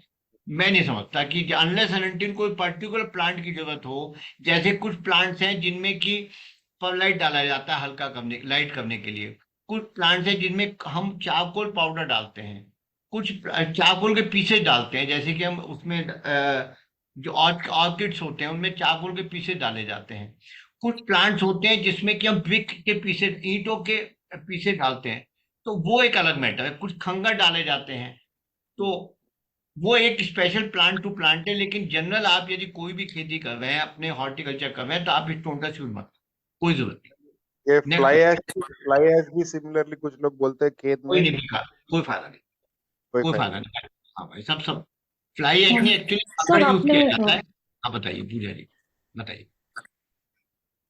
सर मेरा एक क्वेश्चन है सर कि मैं मैंने प्लीज तोरई और घिया और कद्दू लगाया हुआ है, उस पे फूल भी कम आ रहे हैं और पत्ते काफी हैं और फल तो अभी आए ही नहीं है। मैम अभी बिल्कुल, अब मैं इसका जवाब नेक्स्ट उसमें दूंगा आप, ठीक है ना। और क्योंकि सर अब आपके ऑलरेडी खेती हो, हम अब आपका फोन लूंगा, 1 मिनट होल्ड कीजिए, मैंने आपका हाथ देख लिया। उमा जी आपकी खेती चूंकि ऑलरेडी रेडी है, तो यदि पहले से अपन सॉइल के समय डाल दिया होता तो पत्ते ये प्रॉब्लम नहीं आती, लेकिन कोई बात नहीं, अब इसको टेकअप कर लेंगे। नेक्स्ट एंड्रीला जी सर बताइए। मेरा एक प्रश्न है, वो हाँ क्यूकम्बर जब होता है लगाते हैं ना, वो पत्ते सब रफ हो जाते हैं एवं स्कॉची हो जाते हैं, उसके लिए क्या देना पड़ेगा क्यूकम्बर के लिए? कुकुम्बर के लिए, हाँ कुकुम्बर में स्पॉची हो जाते हैं। हाँ, वो लीव्स, क्यूकम्बर के जो लीव्स होते हैं वो हार्ड हो जाते हैं, स्कॉची हो जाते हैं, ओके ओके, ब्रिटल। हाँ हाँ बिटल हो जाते हैं obviously. In the next slides I will give you few products which can be used, and right now जो मैंने आपको प्रोडक्ट दिया है बासफोलिया हाँ। Algae, it's a multi-purpose product. If you start using this product also, and Which one one? Sir, which one? Basfoliar algae, Okay. Okay. this one, then it will be Okay. resolved. But later on, let me complete my slide, you will get the answer. Next question. Okay. Thank you. Thank you, sir. पूजा जी बताइए। Sir आपने ना initially ये 4 once a week वो 4 चीजें जो आपने बताई थी फर्स्ट जो साइकिल में, सर ये जो दूसरे प्रोडक्ट्स आपने बताया उसके ऊपर वो करने पड़ेंगे क्योंकि बिकॉज है ना बहुत कंफ्यूजिंग हो रहा है, इतनी सारी चीजें हैं। तो if you use that first जो आपने 4 बेसिक चीजें बताई, तो इज दैट मैं बिल्कुल सही है, ये कंफ्यूजन बहुत है, इस कंफ्यूजन को सिंप्लीफाई करने का मेरा मकसद है। मैंने आपको बोला पहले आप केवल 4 प्रोडक्ट किचन गार्डन किट इसलिए बनाई गई है ताकि आप यूज करो, सिंप्लीफाई, काम खत्म। नेक्स्ट जो कुछ ये जो मैंने स्लाइड आपको ली है डिटेल प्रोडक्ट ये लिए क्योंकि बहुत सारी चीजें आप लोग इस्तेमाल कर रहे हो, उनका सॉल्यूशन देने के लिए लिया है। सॉइल प्रिपरेशन करते समय आपको क्वेश्चंस होते हैं क्या डालना है, इसलिए मैंने लिया है। If you don't want to confuse yourself, go for those 4 products, 1, 2, 3, 4. That's all. Next okay question. Sir जब प्लांट्स को ट्रांसप्लांट करते हैं, जैसे पॉट से जमीन में लगाया, तब कुछ ऐसी चीज है जो हम डाले तो उसको रूट होल्डिंग में हेल्प हो, लाइक कुछ डालना चाहिए? हाँ वो मैं डालता हूँ ना आपको, अब मैं आपको बताता हूँ 1 by 1, इसके बाद बताऊंगा आपको नेक्स्ट में, ठीक है। I will your question reply will come automatically.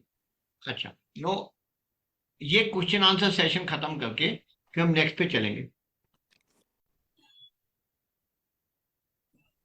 देखिए हमने अभी जो बात की, मैं पूजा जी की बात सही समझता हूँ। पहले मैंने आपको एक सिंप्लीफाइड बता दिया तरीका 1, 2, 3, 4। फिर मैंने आपको बताया कि नई प्लांटेशन आप करते हो, नए प्लांट लगाते हो, तो आपको सॉइल प्रिपरेशन करनी है, उसके इश्यूज रिजॉल्व करने हैं, वो मैंने आपको बता दिया। फिर मैंने आपको बता दिया कि आपके जितने भी इश्यूज आते हैं इंसेक्ट और फंगस रिलेटेड, उसका ऑर्गेनिक सॉल्यूशन क्या है, वो मैंने आपको बता दिया। एक बार में इसलिए बता दिया ताकि आपको आइडिया रहे, उनको याद मत रखो आप, जब आपको जरूरत पड़े। मैं आप सबको डॉक्टर बनाना नहीं चाहता, आप में से बहुत तो पहले से डॉक्टर हैं, सब चीजों को समझते हैं। जिनको नहीं अभी पता आप टेंशन ना लो, जिस वक्त आपको जो प्रॉब्लम हो उस वक्त उसका सॉल्यूशन लेके आप उसको करो। लेकिन सॉइल प्रिपरेशन के समय यदि आपने ऊपर जो मैंने प्रोडक्ट बताए वो यूज कर लिए तो डेफिनेटली आपकी लाइफ बहुत आसान हो जाएगी, और जो आप खुद भी चाहते हो। अब मैं नेक्स्ट स्लाइड पे जाता हूँ। देखिए ये मैं पहला प्रोडक्ट आपको दिखा रहा हूं कि जो माइक्रोन्यूट्रिएंट हमने बेसल डोज में दिया था उसी माइक्रोन्यूट्रिएंट को फोलियर स्प्रे में देना होता है। यदि ये माइक्रोन्यूट्रिएंट को फोलियर स्प्रे में स्प्रे करते हैं तो हमारी वो जो प्रॉब्लम्स है ना कि फ्लावर ड्रॉप हो जाता है, फ्लावर्स निकलते ही नहीं है, वो सब प्रॉब्लम में एक वजह ये होती है कि हमारे प्लांट में माइक्रोन्यूट्रिएंट्स की डेफिशिएंसी है, प्लस एनपीके की भी डेफिशिएंसी, मोटा मोटी प्लांट न्यूट्रिशन की टोटलिटी में डेफिशिएंसी है, जिसकी वजह से वो प्लांट की लाइफ साइकिल पूरी नहीं हो गई, अटक गई। बस रूट लीव ग्रोथ हो गई, उसके बाद ना फ्लावरिंग है और ना ही उसके बाद फ्रूटिंग है। तो मैंने आपको 1 2 3 4 जो बोला था, तो उसमें जो अमीनोज था वो आपकी फ्लावरिंग और फ्रूटिंग को इनिशिएट करता है। इसलिए आप टेंशन ना लो, यदि 1 2 3 4 कर रहे हो तो ऑटोमेटिकली आपका वो काम होता है। और मैं आपको एक बात वो बता दूं, उस 1 2 3 4 में मैं बार बार आपको ये रिपीट कर रहा हूं, आप इसमें इरिटेट ना हो, एक दूसरे को वो पूरक है। कि ह्यूमिक एसिड में भी बहुत कुछ है ह्यूमस मैटर के अलावा, सी एंजाइम में बहुत कुछ है, सीवीड में बहुत कुछ होता है। तो वो कंटिन्यूएशन में जब 1 2 3 4 करते हो तो वो प्लांट की लाइफ साइकिल को पूरा करना। तो फोलियर स्प्रे करने के लिए आपको ये प्रोडक्ट है कि फोलियर में यदि माइक्रोन्यूट्रिएंट की आपूर्ति को पूरा करना है, डेफिशिएंसी है। डेफिशिएंसी क्या होती है? जैसे ज्योतिषी आपका हाथ देख के बताता है कि आपके ग्रह खराब है, माथा देख के बता देता है कि आपके ये प्रॉब्लम है, डॉक्टर आपकी आंखें देख के बताता है कि आप में ये डिफेक्ट है, और वो नाड़ी देख के बताता है कि आपकी पल्स रेट की वजह से आपको ये प्रॉब्लम। वो आपको कहता है जीभ बाहर निकालो, फिर आपको बताता है आपके गले में ये इन्फेक्शन है। इसी तरीके से हम प्लांट की लीव्स को देख के, पत्तियों को देख के बताते हैं कि इस प्लांट में किस चीज की कमी है। यदि वो कमी हम तुरंत पूरी कर देते हैं तो वो आगे नई पत्तियां ठीक निकलती हैं और प्लांट में वो कमी पूरी हो जाती है, तो प्लांट हेल्दी होता है, फिर उसमें फ्लावरिंग और फ्रूटिंग टाइम से हो जाती है। यदि वो कमी हम पूरी नहीं करते तो वो प्लांट की जो ग्रोथ है वो रुक जाती है, घट जाती है। तो अब माइक्रोन्यूट्रिएंट की कमी यदि है तो वो गोल्डिश टॉनिक पूरा कर देगा। इसमें सभी माइक्रोन्यूट्रिएंट मौजूद है, वो स्प्रे किए जाते हैं। ये प्रोडक्ट, इसके साथ में एक प्रोडक्ट ये वही ह्यूमिक केयर जो पहले मैंने आपको बताया था। इस ह्यूमिक केयर के साथ ये बासफोलिया कैल्प और ये गोल्ड रिच, यदि 1 2 3 इन 3 प्रोडक्ट को मिला के 2 ml 2 ml और 1 ml, ये 5 ml मिला के हम यदि पहली डोज देते हैं तो हमारी रूट ग्रोथ और ज्यादा अच्छी होती है, क्योंकि इस प्रोडक्ट में रूट ग्रोथ को बढ़ाने के लिए ऑक्सीन मौजूद है। It's a natural product, organic product. It is extracted from Aclonia maxima seaweed from South Africa. अब आप कहोगे इतने सारे सीवीड मैंने आपको बता दिए, ये तो हमारे यहाँ भी है। तुलसी में से तुलसी का तेल निकलता है, यूकलिप्टिस में से यूकलिप्टिस का तेल निकलता है, एक में मेहंदी का तेल निकलता है, सरसों में से सरसों का तेल निकलता है। तो ये हर पौधे में अलग अलग खूबी होती है। तो डिफरेंट टाइप के सीवीड्स में भी अलग खूबी होती है, और जहां जो सीवीड पैदा होता है वहां से एक्सट्रैक्ट करके आपको ला के दिया जाता है। ऑक्सीन हम जब डालते हैं, ऑक्सीन डालने से रूट ग्रोथ बढ़ती है। और यदि ये 3 प्रोडक्ट 1 2 3 मिला के हम प्लांट में पहली स्टेज में डाल देते हैं तो हमारी रूट ग्रोथ और एक्स्ट्रा बढ़िया होती है, हमारा पौधा एस्टेब्लिश होता है। हम कोई भी नर्सरी लाते हैं, नर्सरी को प्लांट में ट्रांसफर करते हैं, पॉट में हम ये 3 प्रोडक्ट डालते, ब्रांचिंग करते हैं। हम पौधा लाते हैं और अपनी नर्सरी बनाते हैं, बीज लाते हैं, नर्सरी बनाते हैं, फिर ट्रांसप्लांट करते हैं, डालते हैं। कुछ भी स्टेज के ऊपर जब पहली स्टेज पे पौधा एस्टेब्लिश करना होता है तब हम ये 3 प्रोडक्ट मिला के डाल देते हैं, तो हमारी रूट ग्रोथ बढ़ जाती है। ये प्रोडक्ट वही है जो मैंने आपको बोला, एंजाइम जो प्लांट की लीव्स की ग्रोथ आएगी उसको देने के काम आएगी। अब यदि हमें तसल्ली नहीं है, हम थोड़ी सी कमर्शियल एंगल भी है, हमें लीव की ग्रोथ ज्यादा चाहिए, एक बार प्लांट एस्टेब्लिश होने के बाद हमें चाहिए वो तुरंत पत्तियां छोड़े, पत्तियां छोड़ेंगे तभी बड़ा साइज होगा, उसका आकार बढ़ेगा, आकार बढ़ेगा तो फूल ज्यादा आएंगे, ज्यादा फूल आएंगे तो फल भी ज्यादा आएंगे। उस स्टेज के ऊपर एक केमिकल प्रोडक्ट है जो मैं रिकमेंड करता हूं, वो है फ्लोनिट। ये फ्लोनिट भी बहुत कम चाहिए, 1 ml पर लीटर की डोज है। ये प्योर रिपीट कर दीजिए नाम, फ्लोनिट, स्पेलिंग प्लीज। FLOW हाँ जी, IT। फ्लोइट। अच्छा, ये जो मेरी आपकी बात हो रही है इसकी YouTube के ऊपर ये लिंक बन जाएगा, और मैं लिंक भी आप लोगों को जो रजिस्टर्ड है मेरे पास उनको मैं शेयर कर दूंगा। तो all these things you can see again and again, और जो फ्लॉ रह जाए उनको आप पूरा कर। ये फ्लोनिट basically pure nitrogen 3 form, amide form, nitrate form and ammoniacal form, और इसको स्प्रे करने से हमारे प्लांट में इमीडिएट ग्रोथ आती है, but this is entirely different from urea. You मतलब आप समझो, तो इसीलिए आप इसको इस्तेमाल कर सकते हो, लेकिन only if you want to have a ज्यादा ग्रोथ चाहिए, आपको प्लांट जल्दी चाहिए, तो otherwise don't use it, no need. बहुत अच्छा प्रोडक्ट है, लेकिन इसकी जरूरत नहीं पड़ेगी। यदि आप ऑर्गेनिक फार्मिंग कर रहे हैं तो इसको माइनस कर दीजिए। ये मैंने बोला एमिनोस, ये फ्लावरिंग और फ्रूटिंग में इनिशिएट करता है, इसको डालेंगे तो वो जो अभी मैम ने प्रॉब्लम बताई थी, वो प्रॉब्लम खत्म हो जाएगी इसको डालने से। यदि आपको ज्यादा एक्यूट प्रॉब्लम है तो इसकी डोज बढ़ा सकते हैं, क्योंकि ये 100% सेफ है, ऑर्गेनिक है। मैंने 2 ml रिकमेंड किया, आप इसको 3 ml 4 ml भी करेंगे, 5 ml भी करेंगे तो प्लांट में कोई डैमेज नहीं होगा, और डेफिनेटली उसका आपको परफॉर्मेंस बेटर मिलेगी। नॉर्मल कोर्स में हर महीने यूज करते हैं तो 2 ml काफी है। नेक्स्ट प्रोडक्ट मैंने आपको बताया वाइटेनिका P3। ये प्रोडक्ट है, यदि आप एमिनोस के बावजूद भी आप चाहते हैं कि मेरी फ्लावरिंग और फ्रूटिंग और अच्छी हो और फास्ट हो, मेरा प्लांट और हेल्दी हो, तो this is a product based on Boswellia maxima seaweed and it contains NPK in better valued micronutrient and biostimulants. It's basically German product, और इसको सिंगल प्रोडक्ट है जिसमें सब कुछ है। और मैं आपको इसमें बताऊं, इसमें फंजीसाइड भी है।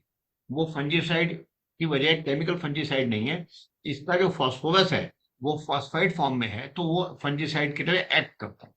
तो इट्स ए नेचुरल प्रोडक्ट, और आप इसको अपने सभी प्लांट में, वेजिटेबल में, फ्रूट्स में, लॉन में, हार्टिकल्चर में, फ्लावर में, सब में यूज कर सकते हैं।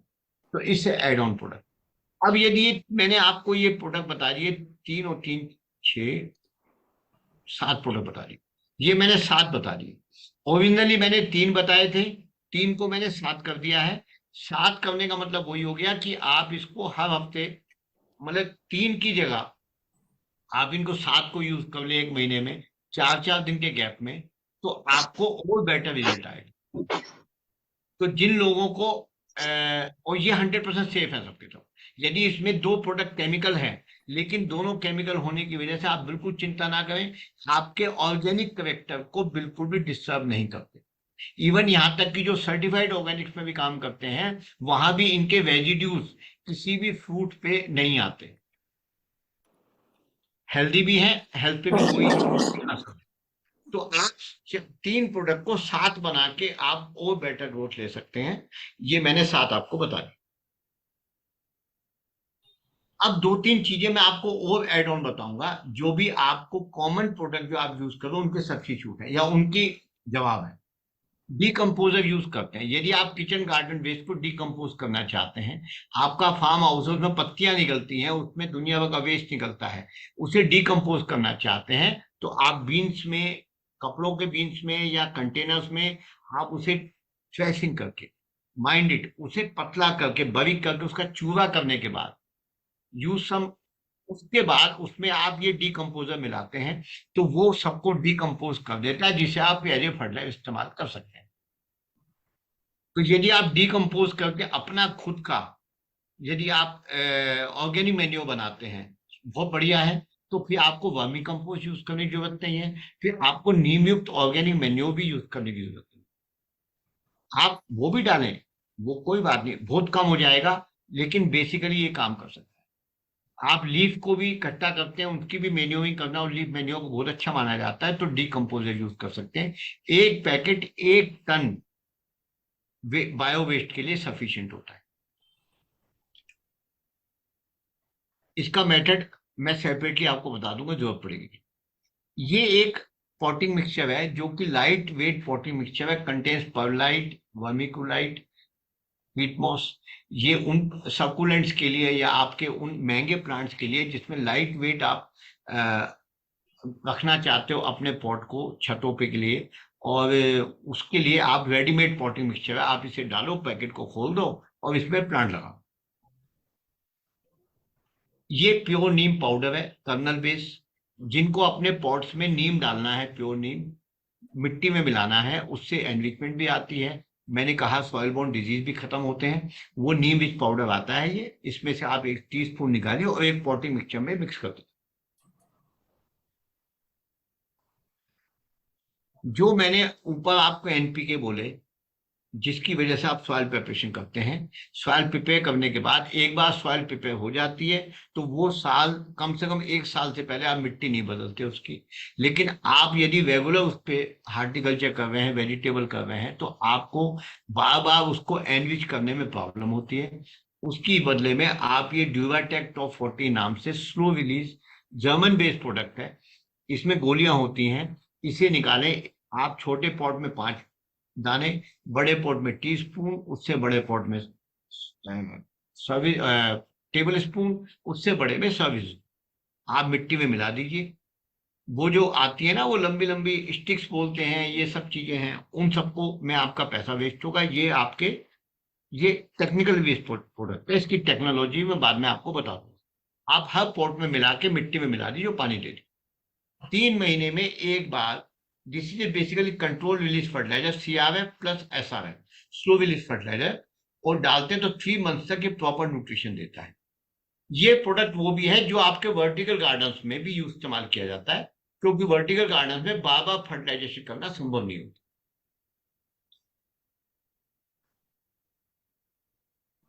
हमने खूब सुना होगा, सब आपस में बोलते हैं कि Epsom salt is very important, और एप्सम साल्ट ऑर्गेनिक फार्मिंग में अलाउड है और यूज करना चाहिए, पौधे अच्छे होते हैं, सब बताते हैं। एप्सम साल्ट जो हमको बाजार में मिलता है वो basically chemical Epsom salt, chemical name है मैग्नीशियम सल्फेट, और वो केमिकली प्रोड्यूस किया जाता है। क्योंकि इंडियन मार्केट में वही मिलता है तो उसी को एप्सम साल्ट समझ के हम लोग इस्तेमाल करते हैं अपने पौधों में, और उसको हम ऑर्गेनिक मानते हैं। ये एनजी एक्टिव, इस पे लिखा हुआ है नेचुरल, ये नेचुरल एप्सम साल्ट है। इसको हम लोग अपनी भाषा में कीसराइट भी बोलते हैं। तो नेचुरल एप्सम साल्ट है, इसमें 33% मैग्नीशियम होता है, जो कि केमिकल एप्सम साल्ट में केवल 9.6% होता है। इसकी 1 पिंच लेके आप हर प्लांट में डाल देंगे तो मैग्नीशियम की, वो एप्सम साल्ट की कमी पूरी होती है और आपका प्लांट ग्रो करता है। ये वही है जैसे हम लोग सादा नमक और सेंधा नमक बोलते हैं। सेंधा नमक पहाड़ों से निकाला जाता है, मिनरल ओरिजिन का होता है, वैसे ये प्रोडक्ट भी एमजी एक्टिव मिनरल ओरिजिन का प्रोडक्ट है। हम लोग तो इसको जर्मनी से इंपोर्ट करते हैं। लेकिन आप ये बिल्कुल मानना कि प्रोडक्ट इंपोर्ट होते हैं तो बहुत महंगे होते हैं, ऐसा नहीं है। हम लोग चूंकि इंपोर्ट कर रहे हैं, बल्क में इंपोर्ट करते हैं, तो ये प्रोडक्ट महंगे नहीं होते, परफॉर्मेंस इनकी बहुत ज्यादा होती है और इस्तेमाल बहुत कम होते हैं। सर कैसे है इसका रेट? वो रेट मैं अब यहाँ नहीं बता सकता, आप मेरी वेबसाइट पे चेक कर लेना, वो मुझे ऐसे ध्यान नहीं रहा, क्योंकि बहुत प्रोडक्ट है, मैं आई कैन नॉट रिमेम्बर। अब इसमें जो है एक प्रोडक्ट मैंने आपको दिखाया नाइट्रिनो, ये नाइट्रिनो बेसिकली ये केमिकल प्रोडक्ट, माइंड इट, लेकिन ये एक्चुअली बेसिकली स्टिमुलेटर है, फ्लावर स्टिमुलेटर। यदि आपके किसी भी हार्टिकल्चर में, तोरी में, लौकी में, गोभी में, जहां कहीं भी फूल निकलता है, चाहे वेजिटेबल हो चाहे आपके हार्टिकल्चर हो, उसमें आपका फूल नहीं निकल रहा है, वहां पे ताला लग गया है, लॉक हो गया है, आप यदि इसको स्प्रे कर देते हैं तो वो फ्लावर का स्टिमुलेट कर देता है और ये फ्लावर स्टिमुलेशन हो जाता है। यहां मैं फिर से आपको बोलूंगा, ये केमिकल प्रोडक्ट है। यदि आप शुरू से आखिर तक सारे प्लांट न्यूट्रिशन का, सुपर 17 का ध्यान करते हैं, तो आपको स्टिमुलेटर की जरूरत नहीं है बिल्कुल भी। आपका प्लांट वैसे भी फ्लावर देगा और खूब देगा। अभी मैम ने सवाल पूछा था कि फ्रूट बनने के बाद मुझे कहा जाता है कैल्शियम डालो, ये वो कैल्शियम है, इट्स बेसिकली कैबमेट, it contains calcium, boron and magnesium. These 3 elements are very important for the fruit का साइज बढ़ाने के लिए, और फ्रूट की टेस्ट बढ़ाने के लिए, और फ्रूट की क्वालिटी इंप्रूव करने के लिए। तो whenever fruit formation has been done, जब फ्रूट फॉर्मेशन हो चुकी है, उसके बाद आप इसको 2 ml पर लीटर के हिसाब से आप प्लांट पे स्प्रे कर दीजिए। तो वहां पे खास तौर से फ्रूट पे स्प्रे कर दीजिए। डायरेक्टली फ्रूट के ऊपर जब आप कैबमेट देते हो, कैल्शियम किसी भी फॉर्म में देते हो, मैग्नीशियम देते हो, साथ में बोरान देते हो, तो आपका फ्रूट बहुत बढ़िया फॉर्मेशन होती है। और ये बिल्कुल भी, ये केमिकल है, मैं फिर से बोल रहा हूँ, लेकिन बिल्कुल हार्मफुल नहीं है, 100% सेफ है, और आपके फ्रूट की जो जिसको न्यूट्रिशियस वैल्यू को ऐड ऑन करता है। How many times we have to give this? once, only once. और जैसे फ्रूट फॉर्मेशन शुरू हो गया तो एक बार स्प्रे कर दें, दैट्स ऑल। मैं बताता हूँ, देखिए मैम क्या है कि जैसे सब्जियां होती हैं उनमें फ्रूट फॉर्मेशन बनने के बाद जल्दी सब्जी बन जाती है। जैसे चीकू होता है उसमें टाइम लगता है, तो जिनमें जैसे पोमेग्रेनेट है उसमें टाइम लगता है, फ्रूट बनते बनते भी कम से कम महीना 1.5 महीना लग जाता है। तो जिनमें फ्रूट बनने पकने में टाइम ज्यादा लगता है उनमें आप 2 बार या 3 बार कर दीजिए, और जिनमें फ्रूट बनने में टाइम नहीं लगता उसमें आप 1 बार कर दीजिए, लेकिन 15 दिन से पहले रिपीट करने की जरूरत ही नहीं है आप। और आपने फ्रूट्स पे 1 बार कर दिया है तो वो मोर देन सफिशिएंट। बाकी मैम ये सब जो है ना एक्सपीरियंस से आता है, क्योंकि जब आप मौके पे करते हो आपको रेस्पॉन्स मिलता है तो आपको खुद एहसास हो जाता है कि मुझे रिपीट करना है या नहीं।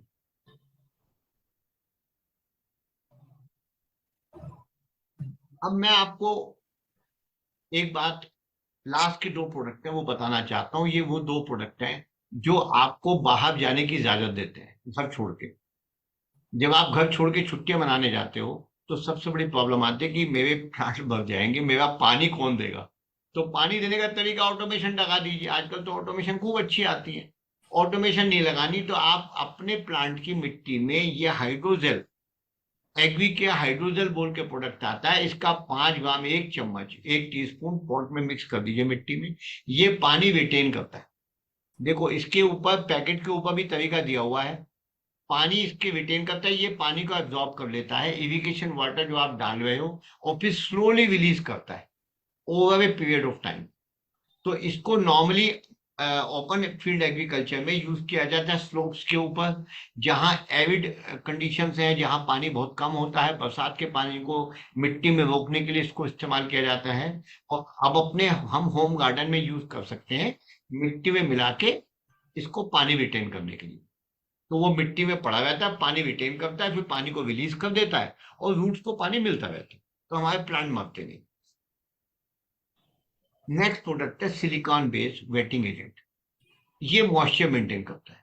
जब गर्मी बहुत होती है हमारे इंडोर प्लांट्स के ऊपर मॉइस्चर लाना होता है, तो खाली पानी स्प्रे करने से नहीं होता। यदि उसमें हम 2 ml 3 ml to 5 ml हम एक्वा 80 सिलिकॉन बेस्ड प्रोडक्ट डाल देते हैं तो पूरी पत्तियों पे मॉइस्चर रिटेन करने का काम आता है, और एक्स्ट्रा मॉइस्चर भी नहीं बनता, क्योंकि एक्स्ट्रा मॉइस्चर हमेशा पौधे को किल कर देता है। तो हम लोग इसको स्प्रे गन में डाल के रख सकते हैं, और जब भी हमें ड्राइनेस महसूस हो पौधे के ऊपर हम उसे स्प्रे कर सकते हैं। क्योंकि सिलिकॉन बेस है तो ये प्लांट को शाइन देता है, एक यूनिफॉर्म, एक ड्रॉप भी डाल देंगे पत्ती के ऊपर तो यूनिफॉर्म स्प्रे हो जाता है मॉइस्चर रिटेन का। इसके और भी यूज है, लेकिन मैंने आपको केवल एक यूज के लिए आप इस प्रोडक्ट को बता दें। मैं यहाँ पे क्वेश्चन ले सकता हूँ कि कोई भी क्वेश्चन हो तो आप मेरे से पूछ सकते हैं। हेलो सर, हाय। मैं शीतल। सर मैं आपका ये वर्कशॉप पहली बार अटेंड कर रही हूँ। ये क्वेश्चन मेरा शायद पिछले सेक्शन से रिलेटेड होगा। मेरे गमले में सेंटीपीड बहुत ज्यादा आ रहा है, और क्योंकि मैं 1 BHK में रहती हूँ तो सेंटीपीड जो है वो अंदर आते जा रहा है, कन खजूरा।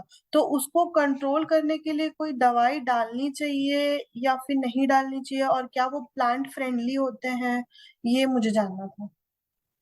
देखिए कण खजूरे प्लांट को डैमेज नहीं करते पहली बात, लेकिन उनकी अपनी एक वो प्रॉब्लम है कि वो जो कण खजूरे घर में आते हैं तो हमें इरिटेट करते हैं, और वो तो उसमें आप एक काम करो कि HRD यूज करो। 99% कण खजूरे HRD से खत्म हो जाएंगे, और यदि नहीं होते हैं तो फिर आप मुझे बताना, मैं कोई केमिकल पेस्टिसाइड आपको दे दूँ। अच्छा, HRD जो मैंने आपको बोला था, नीम बायो पेस्टिसाइड। जी जी जी, वो ठीक। प्रोडक्ट, मतलब ये प्रोडक्ट है। ये लेवल आपको यदि मेरा स्लाइड दिख रही है तो ये लेवल है उसका, दिस वन। अच्छा, SRD, ओके ओके, ठीक सर। हाँ ये लोकेश जी बताइए। हाँ हाँ, ठीक है। हेलो, हाँ सर बताइए। नमस्ते। हाँ नमस्ते, बताइए। सर मेरे को ये पूछना था, जो ये प्लांट से प्लांट इन बिटवीन डिस्टेंस में जो वीड्स सबसे ज्यादा होता है उसको कैसे हटा सकते हैं सर, या कैसे रिमूव कर सकते हैं परमानेंटली? क्या होता है? प्लांट टू प्लांट जो ये लैंडस्केपिंग वगैरह में जो प्लांट टू प्लांट्स लगाते हैं तो उनके इन बिटवीन जो स्पेस रहता है उसमें सर बहुत ज्यादा वीड्स हो जाता है, क्योंकि शुरुआत में जो सोइल प्रिपरेशन हुआ हुआ होता है उसमें वीड्स के छोटे छोटे एग्स रह जाते हैं सोइल के अंदर। तो बिल्कुल देख लोकेश जी, मैं आपको मानता हूँ हार्टिकल्चर में जो इंटर क्रॉपिंग के बीच में प्लांट्स के बीच में वीड्स होते हैं उनके दो हटाने के दो तरीके हैं। एक तरीका तो ये है कि भाई आप डीवीडर से उसकी जुताई करते रहिए, या मैनुअली उसे बीड्स को आप गुड़ाई करते हुए बीड्स निकल जाते हैं। तीसरा तरीका है कि उसमें मल्चिंग फिल्म यूज की जाती है, आप मल्च डाल दीजिए। तो मल्च जो है वो उसको सनलाइट को मिट्टी तक नहीं आने देते, तो उसमें वीड पैदा नहीं होते। बेस्ट हाँ तरीका सर। लेबर बचाने का। या फिर नेचुरल मल्च यूज कीजिए कि आपके पास कोई भी इस तरह की वो हैं पौधे हैं कि वो नेचुरल मल्च का काम करते हैं, तो वो भी आप इस्तेमाल कर सकते हैं। और चौथा और लास्ट तरीका है कि आप उसमें सेलेक्टिव वीडिसाइड यूज कीजिए। तो जिस तरीके की आपके प्लांटेशन हो उस प्लांटिंग के हिसाब से आप हमें फोटो बता देंगे, बाद में डिटेल दे दीजिएगा, तो वो उसमें हम सेलेक्टिव वीडिसाइड आपको दे सकते हैं। वो केमिकल्स होंगे pure. Thank you sir. Sir आपका कोई कांटेक्ट डिटेल्स मिल सकता है जिससे अभी आपको मिलेगी मैं। आपको, लास्ट में लोकेश जी आपके इसके लास्ट में मिल जाएगा। थैंक यू ठीक है सर। ना। और बाद में जो लिंक आपको दिया गया उसमें भी कॉन्टेक्ट डिटेल है। Thank any other question?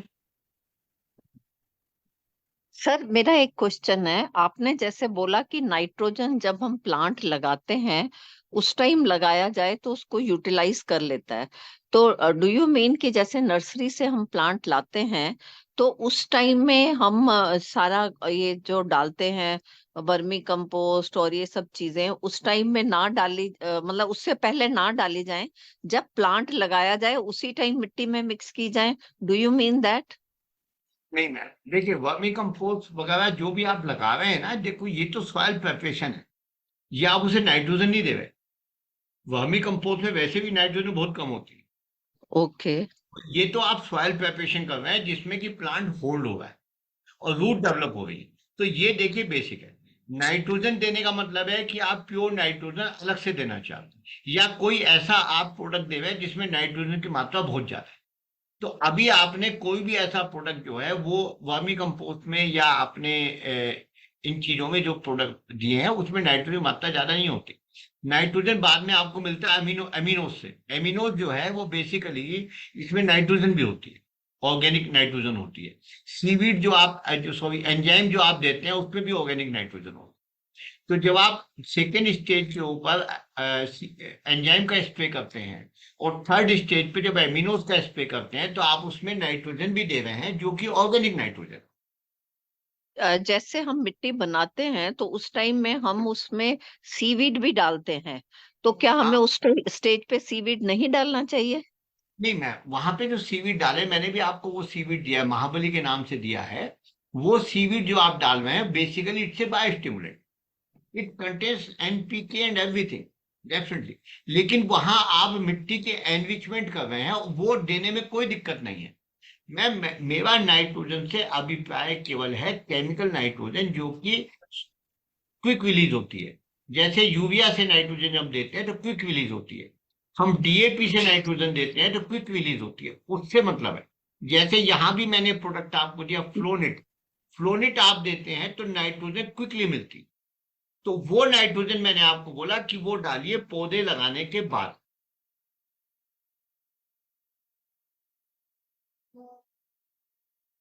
Any other question? Sir, today's session was very, very informative, very educative. मुझे बहुत अच्छा लगा। मैं प्रोडक्ट्स भी लेना चाहती हूँ, but at the same time it's very very confusing. मैं आपको अगेन बाद में आपको कॉल करके थोड़ा सा और बेटर समझना चाहूंगी। ठीक है, वो कंफ्यूजन आप ये तो बना रहेगा, क्योंकि क्या नाम, जब इतने सारी चीजें एक साथ डिस्कस की जाएंगी तो हमारी मजबूरी है सब बातें आपको बताना, लेकिन all the time we can discuss. मैं कुछ आगे अभी और आगे चीजें बताना चाहता हूँ, कंफ्यूजन नहीं बढ़ाना चाहता, लेकिन वो टेक्नोलॉजी वो बता। मैंने ड्यूवाटेक को आपको बोला, ये ड्यूवाटेक को क्यों इतना अच्छा बोलते हैं और क्यों काम करता है, क्योंकि एक एक मालिक्यूल, इसके एक एक दाने में सब कुछ होता है। और इसमें जो नाइट्रोजन होती है वो नाइट्रोजन को 2NT टेक्नोलॉजी बोलते हैं कि वो धीमे धीमे पौधे को मिलती है, वेस्ट नहीं होती। ये वही तरीका हो जाता है कि एक गिलास पानी मैंने अपने बगल में रखा हुआ है और मैं आपसे बात कर रहा हूँ, पानी पी लेता हूँ,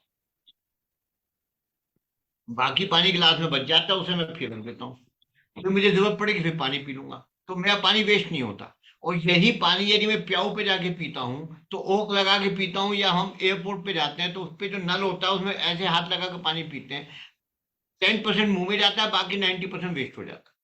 तो नाइट्रोजन के साथ ये इशू है कि वेस्ट हो जाता है। यही बाकी जो न्यूट्रिशन उनके साथ भी होता है, लेकिन बाकी एलिमेंट्स में वेस्टेज कम होती है। नाइट्रोजन में चूंकि गैस बनने की फॉर्म है या लीच होने की टेंडेंसी है, इसलिए वेस्ट होती है। 2NT टेक्नोलॉजी से इसकी नाइट्रोजन को वेस्ट होने से बचाया जाता है। और ये जब प्लांट में आप ये फर्टिलाइजर डालते हो तो वो 100% यूटिलाइजेशन मिलता है। यहाँ एक फैक्ट होगा जो मैं खास तौर से मैंने बताने के लिए किया, यदि आप खाना अच्छा बनाते हो तो जूठा नहीं बचता, प्लेट को आप चाट के खा जाते हो, बिल्कुल खाली कर देते हो। आप सब लोग मोस्टली आप लेडीज हैं और you cook your food yourself, और आपके फूड में आप जो है खाना जो है वो खुद बनाते हो और खाना टेस्टी होता है तो खत्म हो जाता है। तो जब खत्म हो जाएगा तो डस्टबिन में जाएगा नहीं। तो हम जो फर्टिलाइजर प्लांट को दे रहे हैं, यदि वो प्लांट पे फर्टिलाइजर 100% यूज हो गया तो वो सॉइल को खराब नहीं करेगा। तो जब सॉइल नहीं खराब करेगा तो इसका मतलब वो टेस्टी फूड है। तो ये जो फूड है ये टेस्टी फूड, तो जब ये पौधे में डाला जाता है तो हर दाने में NPK प्लस माइक्रोन्यूट्रिएंट है, हर पौधे में सब कुछ है। ये प्रोसेस है जिसके थ्रू बाहर निकलता है रिवर्स ऑस्मोसिस से, और ये प्लांट को मिल जाता है। ये जब प्रोडक्ट यूज करते हैं तो उसके बेनिफिट क्या है, जैसे मैंने नाइट्रोजन के एक्सेस के आपको नॉसेस बताए थे कि उसके इश्यूज क्या हैं, इनके एडवांटेजेस क्या हैं वो भी मैंने आपको बताए हैं। मैं डिटेल में नहीं जाऊंगा क्योंकि फिर कंफ्यूजन बढ़ जाएगा, लेकिन एडवांटेजेस बहुत हैं। अब कुछ लोगों के पास लॉन भी है, और मैं थोड़ा सा ज्ञान आपको लॉन के ऊपर भी देना चाहूंगा। कोठियां हैं, फार्म हाउसेज हैं जिसमें आपके पास लॉन होते हैं, तो आप इसको ध्यान से देखो वीडियो को।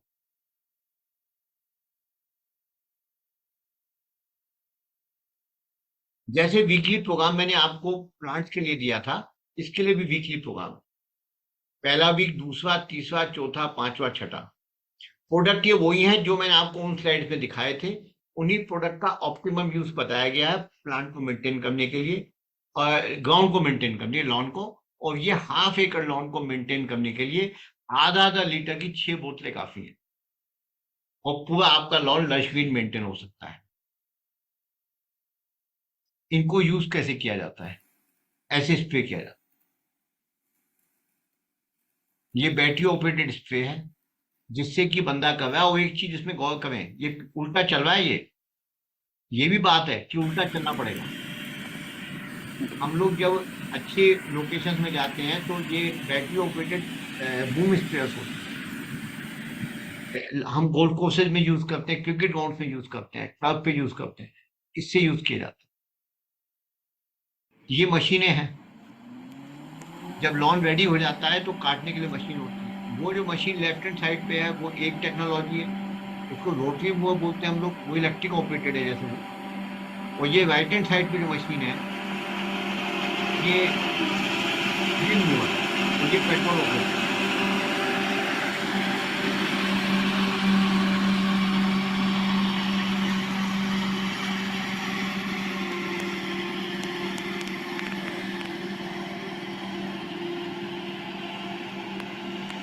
इजी टू ऑपरेट, इसमें कोई हम चाहें तो हमें किसी बंदे की जरूरत नहीं है काटना की, ये सब DIY है, डू इट योरसेल्फ।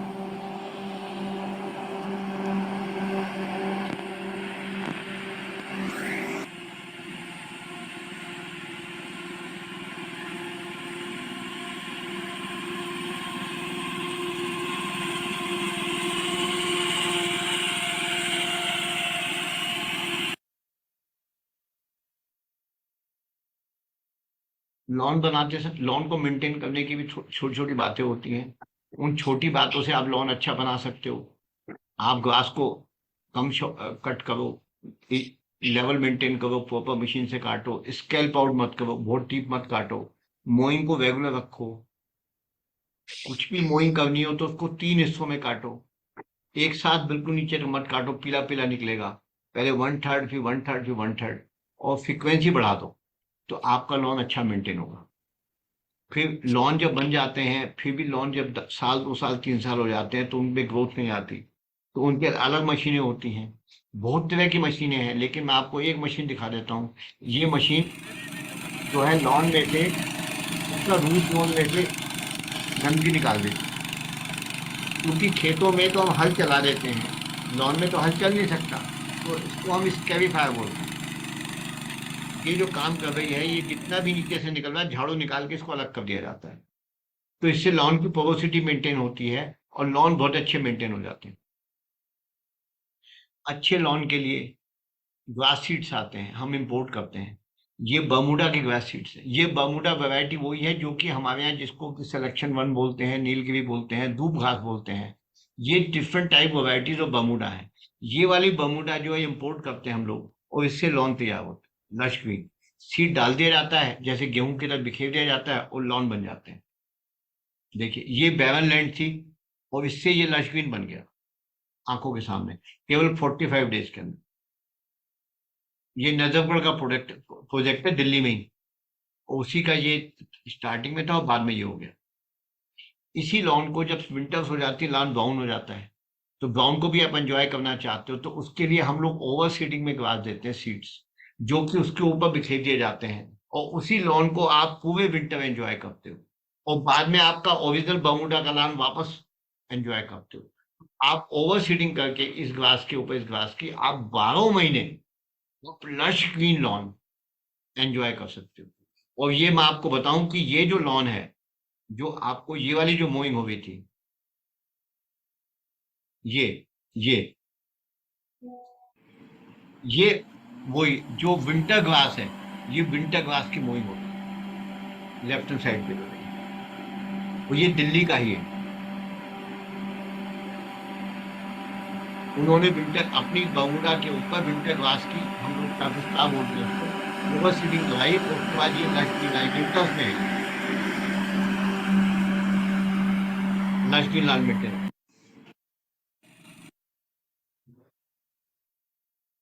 मैंने आपको बोला था ईसी टेस्ट होती है, टीडीएस है, पीएच है, कहाँ से होंगे?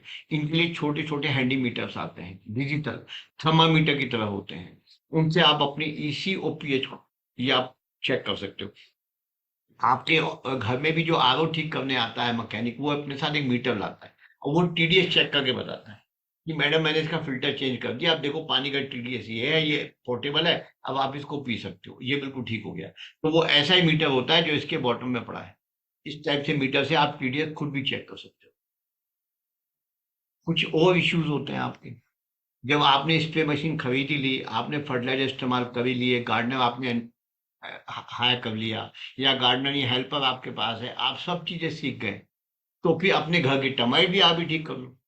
एक दवाई आती है, स्टैंडर्ड कंपनी की दवाई है, इसमें स्मेल नहीं होती, इसको आप 2.5 ml पर लीटर के हिसाब से आप इसका सोल्यूशन बनाओ। 1 लीटर को 450 लीटर पानी में जाता है, और आप पूरे प्रेमिसेस में, आपके लॉन में, हार्टिकल्चर में, मार्बल के ऊपर, पाथवेज के ऊपर, सब पे स्प्रे कर दो, आपकी टर्माइट खत्म हो जाती है, और इसमें स्मेल नहीं है, कोई बदबू नहीं आती। तो आप इसे कहीं भी इस्तेमाल करवा सकते हो, इंडोर आउटडोर सब कर सकते हो। अभी इन्होंने बताया था कि वो आते हैं, फिर भी जब कंट्रोल नहीं होते तो हमें दुनिया भर के इंसेक्टिसाइड यूज करने होते हैं। मैंने 5-6 की फोटो दिखा दी है, डिफरेंट टाइप के इंसेक्ट को केमिकली भी हम कंट्रोल कर सकते हैं, ये सब केमिकल, लेकिन ये अनसेफ नहीं है। लेकिन हम यदि लिमिटेड क्वांटिटी में समझदारी से यूज करें तो इनसे हमारे हाउस होल्ड के, या हमारी हार्टिकल्चर के, ओपन फील्ड के, गार्डन के, लॉन के, फार्म हाउस के कंट्रोल हो जाते हैं। अभी लोकेश जी ने पूछा था वीड्स आते हैं, ऐसे होते हैं वीड्स, हमने सबकी शक्लें इकट्ठी कर रखी हैं, इनको हाथ से निकाल दो, या इनके ये सेलेक्टिव वीडिसाइड आते हैं, इनका हम यूज बता देते हैं, ये उस हिसाब से वीड कंट्रोल कर सकते हैं। लेकिन ये होम गार्डन के लिए नहीं है, ये केवल कमर्शियल जो काम है उनके लिए, या लॉन में इस्तेमाल करने होते हैं। जब लॉन में मोथा आ जाता है तो उसको भी खत्म करने के लिए हम पे वीडिसाइड रहते हैं जो 100% सेफ है, और आपके लॉन में से मोथा निकाल देते हैं। तो आपको वो लेबर लगा के निकलवाना नहीं पड़ता, और आप को बहुत खूबसूरत लशगिन लॉन मिलता है। मोटा बहुत ज्यादा आता है सर। लोकेश जी बिल्कुल निकल जाता है, उसमें कोई लेबर खर्च नहीं होती, और बहुत सस्ता जुगाड़ है, कोई दिक्कत नहीं होती। ये इसमें इसमें ये एक ये इसमें देखो ये प्रोडक्ट है, साइनो बोल के लिखा हुआ है, साइनो। ये साइनो जो है इसके साथ में ये 50 लीटर पानी में घोलना होता है, और उसे हाँ इस सर, पे करके जाता है, मोटा निकल जाता है। ठीक है सर, थैंक यू। अच्छा, घर में चूहे हैं, तो जब आपने टर्माइट खत्म कर दिए तो पेस्ट कंट्रोलर की क्या जरूरत है? आपको बहुत सेफ ये बेट मिल जाती है, ये टिक्कियां होती हैं, केक्स जिसको बोलते हैं, ये 100% सेफ है। इनके 8 पीसेस कर लीजिए और प्लेट डाल दीजिए, चूहे भी खत्म हो जाते हैं। तो इन कामों के लिए आपको अलग से पेस्ट कंट्रोलर हायर करने की जरूरत नहीं है। यदि आप अपने गार्डनिंग में पारंगत हैं तो इन चीजों को भी करना आपके लिए बहुत आसान है। और ये जो ये केक आती है, ये होम के लिए तो यही केक है, बाकी 2 आइटम तो ओपन के लिए हैं। ये केक जो आती है ये बहुत सेफ है। इसमें आप जब भी तोड़ेंगे तो हाथ में पन्नी लगा के तोड़िएगा। इसलिए नहीं कि आपके लिए हार्मफुल है, इसलिए कि चूहा आपसे ज्यादा समझदार है। वो आपके हाथ की स्मेल जब उसकी केक में चली जाती है तो उसको खाता नहीं हो। तो किसी भी वेट बेट के लिए, बेट को बनाते समय आपका हाथ की स्मेल उस बेट में नहीं जानी चाहिए। तो इसलिए आपको पन्नी दस्ताने पहन के, पॉलिथीन पहन के, फिर आप उसकी बेट को तोड़ के रख दीजिए, चूहा बाहर जाके मरे। क्योंकि इसकी टेक्नोलॉजी ऐसी है कि चूहा इसको खाने के बाद उसे वो पानी खोजता है और हवा खोजता है, और पानी हवा घर में तो मिलेगा नहीं, बाहर जाके मिलेगा, इसलिए वो बाहर जाके मरता है। तो आपको ढूंढना नहीं पड़ता उसको, चूहे को, कि कहाँ है वो। मच्छर, मच्छरों की बड़ी प्रॉब्लम है। ये हाउस होल्ड के लिए मशीन आती है, बहुत सस्ती और बहुत अच्छी मशीन, कोरिया की मशीन है, इंपोर्टेड। और देखो इतने तरह के जो कीट है इनको कंट्रोल कर देती है फॉगिंग करके। ये फॉगिंग मशीन है, हैंड ऑपरेटेड है, और तो जो है वो, मतलब मैं ये नहीं कहता आप खुद कराएं, लेकिन ये इंडोर के लिए भी नहीं है। लेकिन आप क्योंकि फ्लैटों में रहते हो, सोसाइटी यूज करती है, ओपन में यूज करते हैं, आगे भी बाहर जाते हैं एक दिन के लिए, तो आप फॉगिंग करके जा सकते हैं, और लोड के आते फिर आप सेफ, कोई दिक्कत नहीं। तो इस तरीके से ये फॉगिंग मशीन से आप रखेंगे, आपका नौकर भी कर दे, फॉगिंग तो आप भी कर सकते हैं, ऐसी कोई दिक्कत नहीं। लेकिन फिर भी मैंने आपको आइडिया दिया कि देखो इसको कैसे भगा जाता है। ये केमिकल है, ये बंद हो गया, ये पानी दिया, पानी को बोतल में लगा दिया, फिट कर दिया, ये गैस लगा दी ब्यूटेन, तो ये स्विच ऑन कर दिया, तो ये फॉगिंग कर दिया। अमूमन तो ट्रेंड पेस्ट कंट्रोलर इसको यूज करते हैं जो ट्रेंड होते हैं, लेकिन ये बहुत हैंडी मशीन है, और ये बहुत अच्छा मशीन है। तो आप अपनी सोसाइटी में बोल सकते हो कि भी आप यूज करो, अपने फार्म हाउस पे आप रख सकते हो, आपका गार्डनर यूज कर लेगा। तो वो जो ओपन में जितना कुछ भी आप खाना लगाते हो, आप अपनी पार्टी करते हो, उसमें मच्छरों से दुखी रहते हो, आप एक फॉगिंग मशीन रखो, मच्छर तो दूर तक नहीं आए। मेरे तो ऑफिस में, मेरे घर में, मेरी सोसाइटी में हम लोग फॉगिंग कराते हैं, और बिल्कुल मच्छर का प्रॉब्लम नहीं है। सर स्मेललेस प्रोडक्ट है क्या कोई मच्छरों के है, लिए, इनके स्मेललेस प्रोडक्ट? हाँ, स्मेल नहीं होती ना इसमें। इसमें स्मेल कहाँ हाँ, होगी? इसमें जो केमिकल यूज होता है किंग फॉग होता है, किंग फॉग में स्मेल नहीं होती। और दूसरा, इस प्रोडक्ट में किंग फॉग को डीजल में मिलाया जाता है, तो अच्छा, डीजल तो स्मेल थोड़ी, डीजल तो खाली उसका कैरियर का काम करता है, धुआं बनाने का काम करता है। तो इस प्रोडक्ट में स्मेल नहीं होती। ये ठीक जो है सर। प्रोडक्ट मैंने आपको वेट कंट्रोल का बताया, फॉगिंग का बताया, और मैंने दीमक का बताया, हम्म, टर्माइट कंट्रोल, ये तीनों के तीनों हाउस होल्ड प्रोडक्ट हैं, WHO अप्रूव्ड है, और ठीक इसमें है कोई सर, समस्या नहीं होती। लोके जी, ठीक आप है बिल्कुल सर, सेफली इनको यूज कर सकते हो। ठीक है सर। मैंने आपको वेबसाइट अपनी, आप मुझे सब लोग पूछ रहे थे कि क्या है, ये कहीं भी शॉप शॉप ऑनलाइन कर सकते हो, और बाकी हेल्पलाइन वहां मौजूद है, फोन नंबर मौजूद है। जिनको शॉपिंग ऑनलाइन करने में दिक्कत है, आप फोन पे बात कीजिए, अपना इंडेंट बनवाइए, परफॉर्मा इनवॉइस लीजिए, डोर डिलीवरी आपको प्रोडक्ट आ जाएगा, बाकी ऑनलाइन खरीद लीजिए, प्राइस कंपेरिजन कर लीजिए। सभी तरह के प्रोडक्ट आपके हॉर्टिकल्चर के उसमें मौजूद है। ये हमारी कॉन्टेक्ट डिटेल्स है।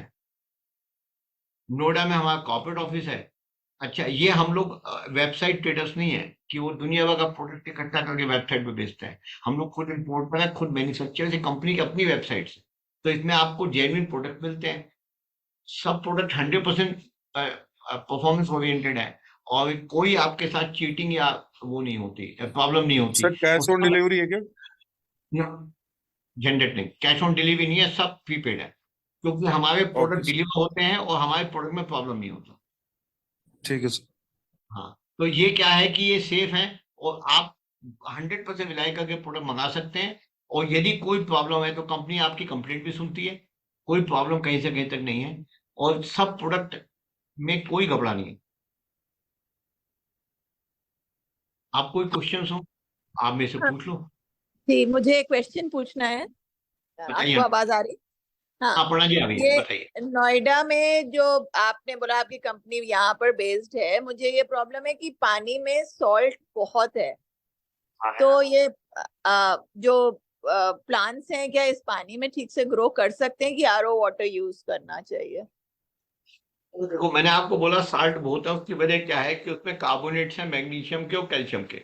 वो हार्ड वाटर, है, correct, hard water. Hard water की वजह से डेफिनेटली प्रॉब्लम तो होती है। तो एक काम ये कर सकते हैं कि आरओ वाटर देखो इतना यूज नहीं कर सकते, आप पानी यूज कीजिए, आप उसमें फर्टिलाइजर प्रॉपर डालिए, उसकी सॉइल को आप उसकी पीएच मेंटेन कीजिए, और फिर आप फोलियर स्प्रे कीजिए।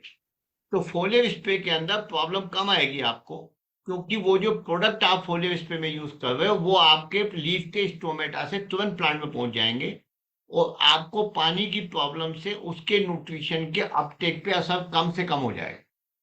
तो नोएडा के पानी में भी आप बहुत अच्छे पौधे उगा सकते हो। हमारे जितने ग्रुप हैं अर्बन फार्मिंग के, उसमें बहुत लोग बहुत अच्छे पौधे उगाते हैं, कोई प्रॉब्लम नहीं आती।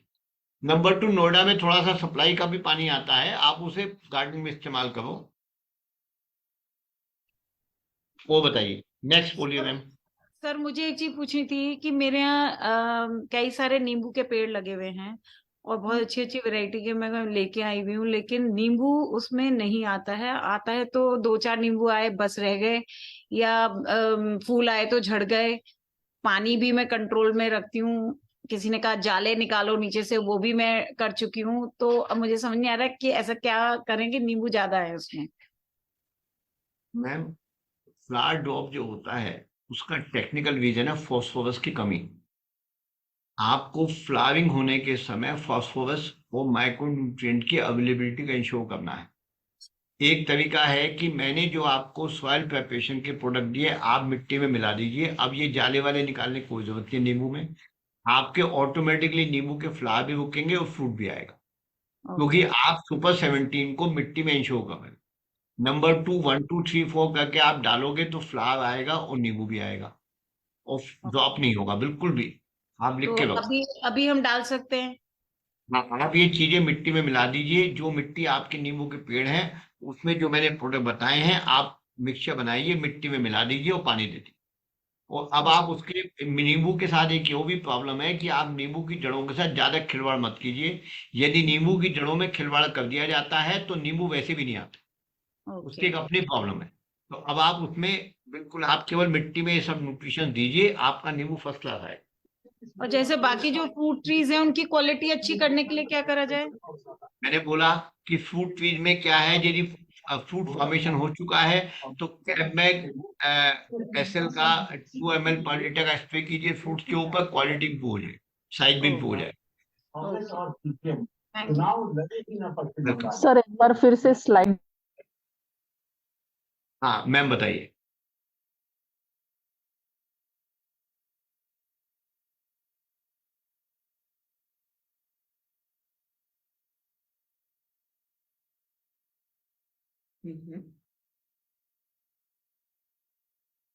Any other question? क्योंकि हमें काफी टाइम हो चुका है, 2 घंटा 5 मिनट हो चुके हैं। अब देखिए हमारी वो जो ऑडियंस है वो भी कम हो गई। Sir, एक चीज, if you can help in that list, in the WhatsApp list, if you can send us the one by one the 4 products. Yeah, I will send you in WhatsApp list. I will send you one by one 4 products. That is garden kit. I will send you, ma'am. Abuni ma. Yeah, and then at what frequency we have to add and what is the dosage? Okay, ma'am. I will send you a video 1, 2, 3, 4. You will understand well understood. No problem. Okay, fine. Thank you, sir. Very informative. Thank you so much. Thank you. Any other question, ma'am? There are so many questions on the chat. Let me see one by one. If I can answer few of them, it will be good. काकोच का problem है ma'am, एक product आता है काकोच के लिए, वो भी WHO approved है, by the name of KO Twin. आप नोट कर लीजिए, वेनु लड़िया ओ, अच्छा नोट कर लीजिए, काकोच के लिए KO Twin प्रोडक्ट को आपको पानी में घोलना है और आप अपने घर में आप जितनी वॉश बेसिन है, जितनी नालियां, सब में स्प्रे कर दीजिए. आपका काकोच बाहर निकल के मरेगा. जितना भी काकोच है वो नीचे से जाएगा, वो बाहर जाके मरेगा. के वेदांत का प्रॉब्लम है. वेदांत की प्रॉब्लम के लिए देख मैम, वो इसमें दवाई आती, इसमें आती है ना, वो लक्ष्मण रेखा टाइप, ऐसा कुछ कर लीजिए. अदरवाइज आप मुझे अलग से व्हाट्सएप पे लिख दीजिए. आपको वेदांत की हम एक यूरिक एसिड बेस्ड सॉल्यूशन भी आता है, वो दे देंगे, तो आप उसको करके यूज कर सकते हैं. यहाँ पे मेरे पास स्लाइड नहीं है आपको समझाने के लिए मैम, मैं आपको बाद में जवाब दे दूंगा इसका. Satyanarayan, I will give you an answer. Satyanarayan ji, I will give you an answer for this. Any other problem? Any other question you want to ask? Okay. If you have no other question, I will like to end this session. It was nice talking to you everybody, and thank you very much. हमें time मिला, मौका मिला, तो हम इसका level 3 भी करेंगे. आपके क्वेश्चंस का हम वेलकम करेंगे. आप हमें कभी भी ईमेल या व्हाट्सएप से लिख सकते हो. Thank you very much.